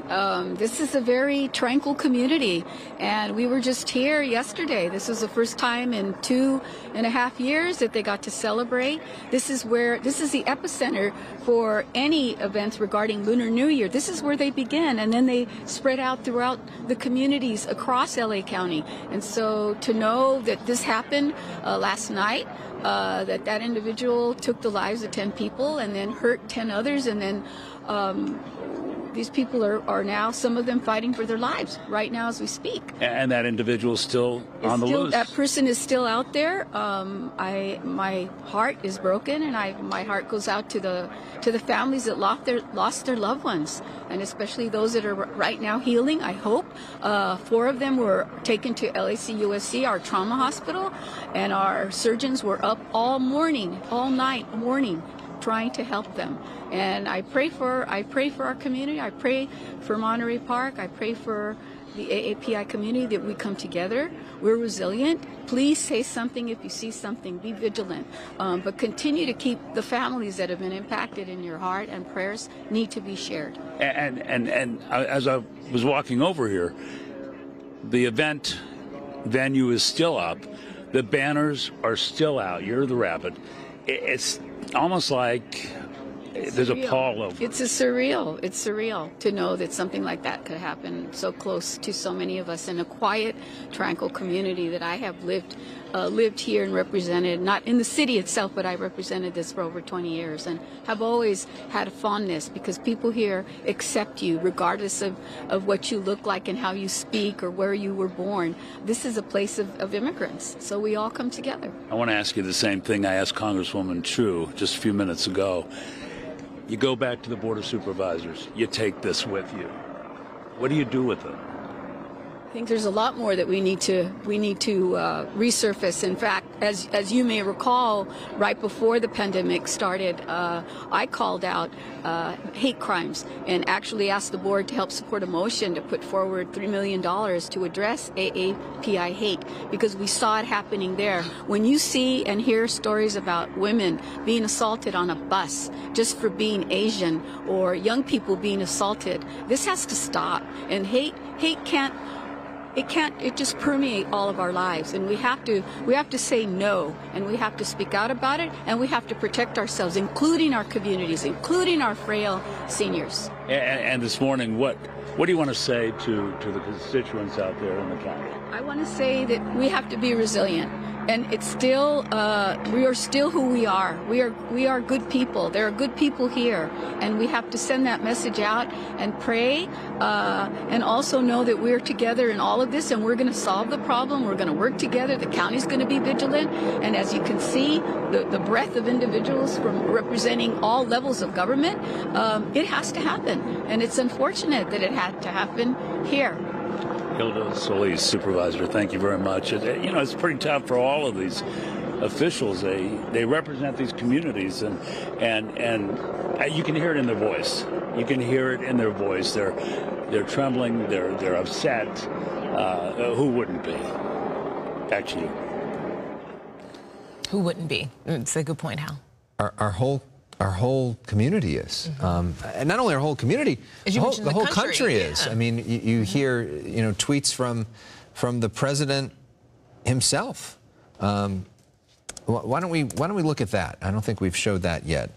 This is from Joe Biden, the president of the United States. Jill and I are praying for those killed and injured in last night's deadly mass shooting in Monterey Park. I'm monitoring this situation closely as it develops and urge the community to follow guidance from local officials and law enforcement in the hours ahead. That from the President of the United States. So this is something at the highest levels that is being closely monitored and talked about. It's something that's being talked about on all the Sunday morning political shows around the country, and is going to be a huge part of the national conversation for at least the next few days. For so many different reasons. Of course, we are going to be talking about the fact that this is one of the deadliest mass shootings California has ever seen. We're going to be talking about the fact that this is, I believe, the 5th mass shooting in our country in less than a month into this year. We're going to be talking about the fact that this happened after a Lunar New Year celebration in one of the largest AAPI communities in our country. And when we're in this stage of talking about the hate that the Asian American community has suffered this past 3 years, there are so many different conversations that are going to happen after this as this investigation continues. Indeed. And we still are trying to get a sense of what exactly happened here. There are some reports in some media that this may have been a domestic violence incident between this suspect and somebody that he knew inside there. That has not yet been confirmed, in which case, if it was, it would probably be less likely to be a hate crime. It would be a different kind of incident. But law enforcement was not ready to say that publicly during that briefing. Wasn't ready to say all that much publicly during the briefing. It was a very different kind of briefing than we have gotten used to in the last few years with Sheriff Alex Villanueva. This was the first sort of big stage briefing for Sheriff Robert Luna, who was clearly more cautious in the word choice than Alex Villanueva did. I think there are pros and cons to both approaches. That was litigated a lot during that campaign, but it is a different approach. And we're looking out there now at that scene with Sandra there. And it's also interesting, Brooke, you know, we've been on since about 3:30 in the morning when it was just kind of a ghost town out there. And now as the sun is out, people are waking up and people realizing what's happening there. You're starting to see some people starting to show up to these scenes and starting to hear from a lot more people at this point too. And, you know, it's interesting, we talked earlier when it was a bit of an eerie scene, very quiet, on a day that, you know, you'd think there would be so many more community members outside. And so it is interesting to see people coming out right now because, again, we're still having the conversation of this suspect is still at large. We don't have a name. We don't have a detailed description. We don't have a potential location. Authorities don't have much information for us right now other than the fact that this is a man, this suspect is a man, is that based on some witness accounts, they believe this to be an Asian man. Yeah, I mean, I was surprised that with all of those resources and all of those hours of investigating and this bad of a crime, that there wasn't a little bit more information in terms of a suspect description. Because you would think that the community would want to be on alert for somebody who just shot 20 people and is still on the loose and may have gone to a second location with another gun. And I think a lot of us want to know who that person is. Sandra Endo, as we just mentioned, more people are showing up to the location where you're at now.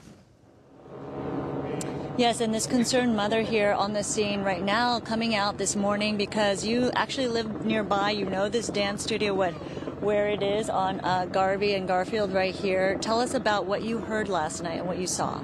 Okay, well, I had some friend over and they had we were having, you know, just hanging out and stuff, and they all left around 10. So honestly, after shortly they left, I heard fireworks that sounded like fireworks, but at the same time they didn't sound it you know, they were fireworks. And so then a couple minutes later I saw the police rushing down this way, and then after I heard the helicopter, and I was like, okay, something definitely was going on around here. When I was about to check if something had happened here, I get a text message from one of the moms from school that my son attends to here. She told me that there was a mass shooting nearby, just down on Garvey, and that's pretty much it from what I know. And then I just heard a bunch of cops, just people that there was 10 people that died. That first I heard there was 16 injured. Now they were saying it's 10. But that's about it that I heard. And being in this community, knowing that a lot of people are saying nothing like this ever happens, and especially happening on Lunar New Year, where you and your kids are out here to celebrate. Yes, yes, we were going to attend to the festival today, and now we're not going to be able to attend because it's a really quiet area. I guess the most thing that ever happened here in Monterey Park when Richard Ramirez, you know, killed the couple here, the old couples. That's about it. I mean, you don't really hear shootings. You don't really hear something's going on, you know. So it's really strange, you know. It's not now. There's not a safe area now, and nowhere safe then, you know. Especially my kids attending school here nearby. It's just scary to know that you're not safe anywhere anymore. Appreciate you sharing your thoughts and what you heard last night. Thank you so much. And again, we are seeing more people come out to the scene here because they heard something overnight or they heard about the news. And clearly on this very important occasion where people had plans to celebrate the Lunar New Year here in Monterey Park, a very different day that they're waking up to. Let's swing around right here if I could show you the scene. Again, a lot of media coverage on this very important mass casualty. You do see the FBI, law enforcement officials on the scene. But again, taking a look at that intersection where more people are coming out as they're waking up to the news, trying to figure out what exactly happened here, and then again seeing the somber reminder that this was going to be a celebration with all of those tents in place for vendors to celebrate, for community members to come down here and enjoy the Lunar New Year with the red lanterns in place. welcoming in the Year of the Rabbit, and obviously the parade, the celebration, the dancers, all of that not happening here today. Instead, a somber reminder of the fragility of our safety and our sense of safety here in a community that has been so united around standing strong and being welcoming of immigrants and of being a place where people can come together and obviously try to get past this pandemic, to come together for the first time this year to celebrate Lunar New Year post-pandemic. So this is the scene right now as we see more and more families coming out here, embracing each other, wondering what's going on. Obviously children very sad and upset that this Lunar New Year is turning out to be a very different one for this community. But we'll continue to find out more from members here in the community as to what exactly they heard and saw last night. I'll send it back to you. All right, Sandra, thank you.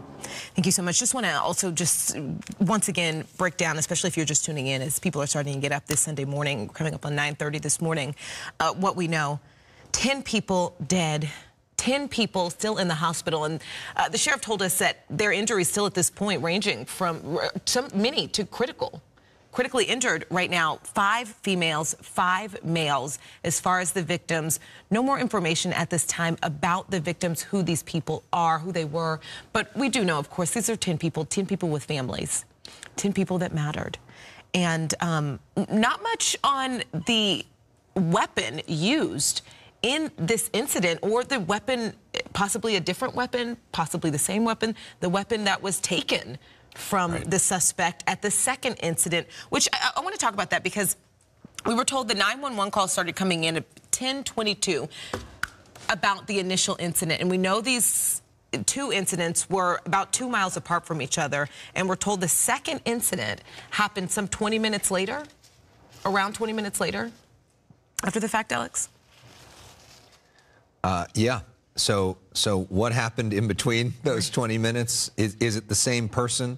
And if, this story, which the Alhambra mayor just, told us, and we have every reason to believe is true, there's some real heroes in Alhambra that were able to take the gun away from this person, whether it was the person that had just committed this mass murder or a different person, and save a lot of lives. Right.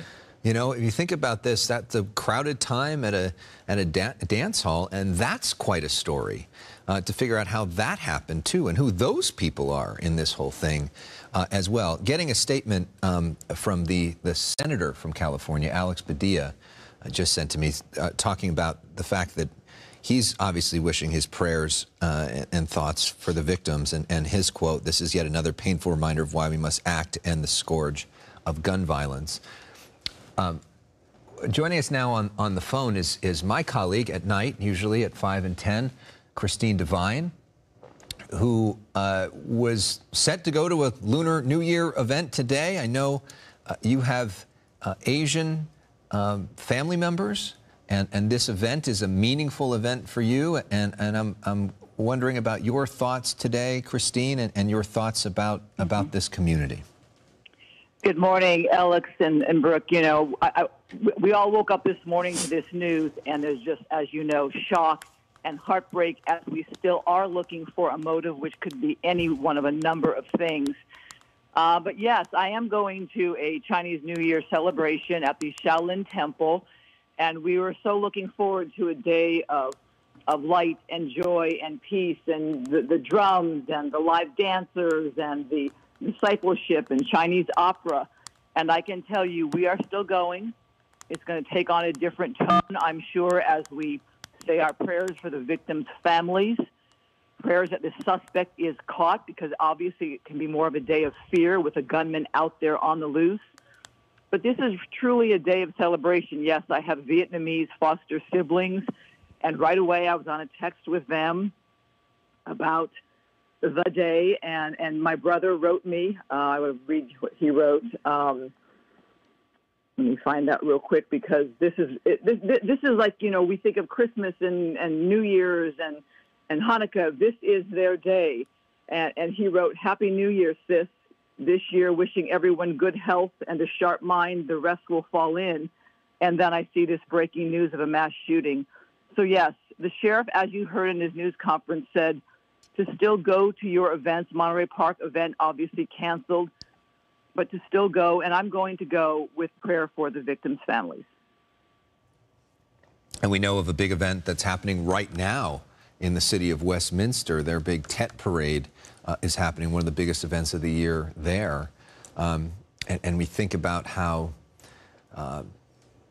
Christine, you know, we've covered so many, unfortunately, of these stories together, both nationally and here at home. And in so many of the instances, Christine, you know, people feel like this is a national story or another community story, but it is so different when it hits so close to home. And I know you've spent so much time in the community of Monterey Park over the years, as have I, and it's just devastating to think about that extraordinary community. Can you reflect on what that community means to you and what a special part of LA it is? I just think gun violence overall is a national tragedy, so the nation's going to reflect on this with the many perspectives on this issue.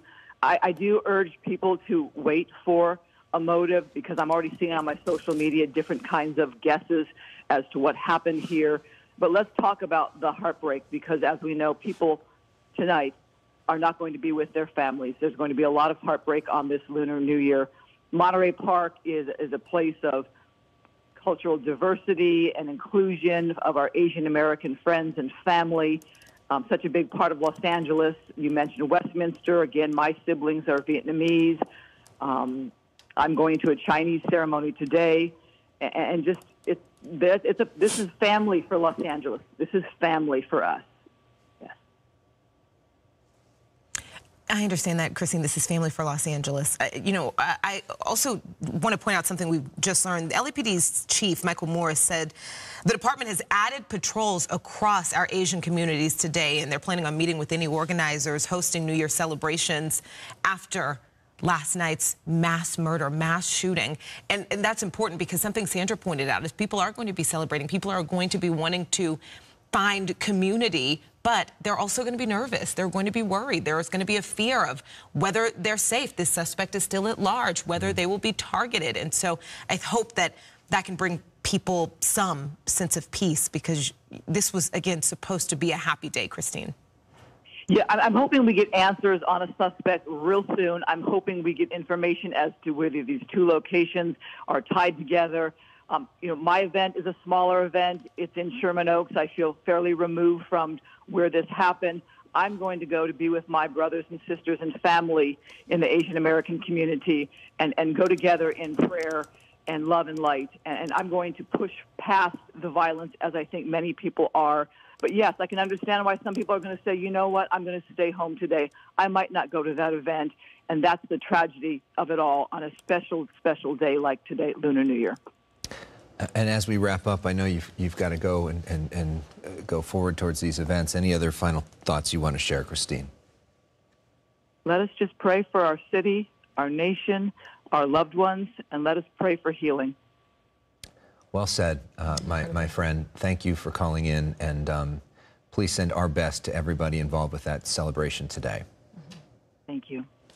Final thoughts, Brooke? Yeah, you know, I hate that we had to be here today to cover this. I hate that we couldn't even make it through, you know, the first month of the year without so many people losing their lives. And my thoughts are just with these families and also the people and the families of the people who witnessed this, because everybody here changed forever.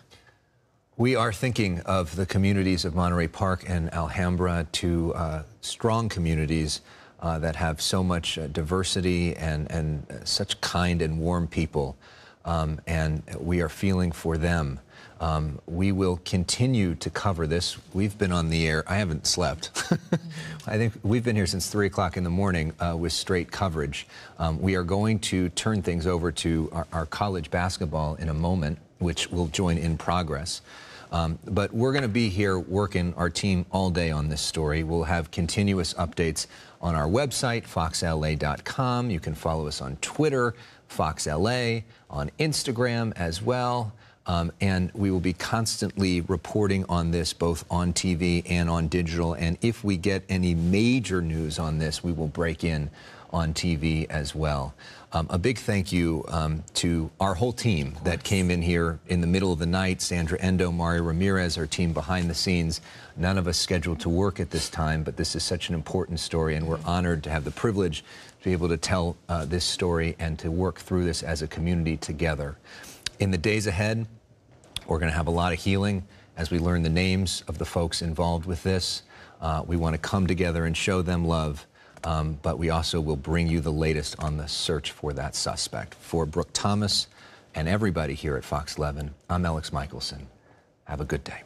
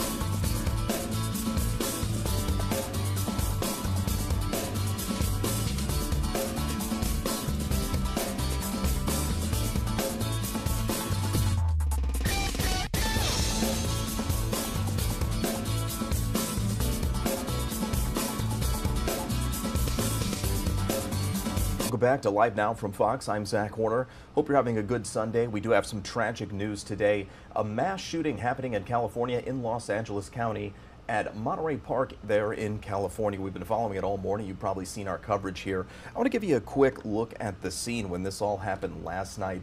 Around 10:30 p.m. this Saturday night, you see this is some overhead shots from a helicopter. You see the police on scene there.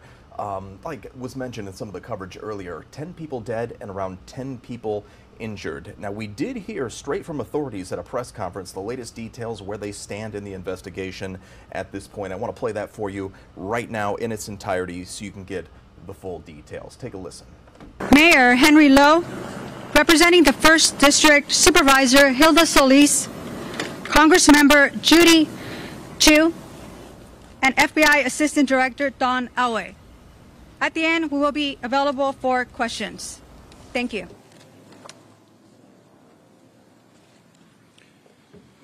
First of all, thank you for your patience. I know it took us a little bit to get out here, but we're doing a lot of very important work behind the scenes. It gives me a great sadness to be standing before you to report such devastating news. Never easy to do something like this because it's absolutely heartbreaking, and our thoughts, condolences, and prayers go out not only to the victims, their family, but this Monterey Park community and really the entire community, because I think we're all going to be hurting based on this tragedy. On Saturday, January 21st, 2023 at approximately 10:22 p.m., officers from the Monterey Park Police Department responded to a business in the 100 block of West Garvey Avenue in the city of Monterey Park regarding a shots fired call. When officers arrived at the location, they observed numerous victims and patrons. Mayor Henry Lowe, representing the first. Was a security guard and was trained in firearms. And so he reloaded. The reason he was stopped in Orange County was because when he went to reload, and this was all on video, his gun jammed, which caused a delay. The question is, what caused him to stop? Why did he flee? So those are questions for a later day. The most important thing now are the victims, those who have survived, to make sure they are getting the best medical treatment and to get this person into custody. And so that was some of the information there. You heard it from authorities there. So we have a full press conference that we recorded on, having some technical difficulties there. We played at least some of it, but we want to get you the full details. So we're going to take a break real quick. We'll be right back right here on Live Now from Fox. Don't go anywhere.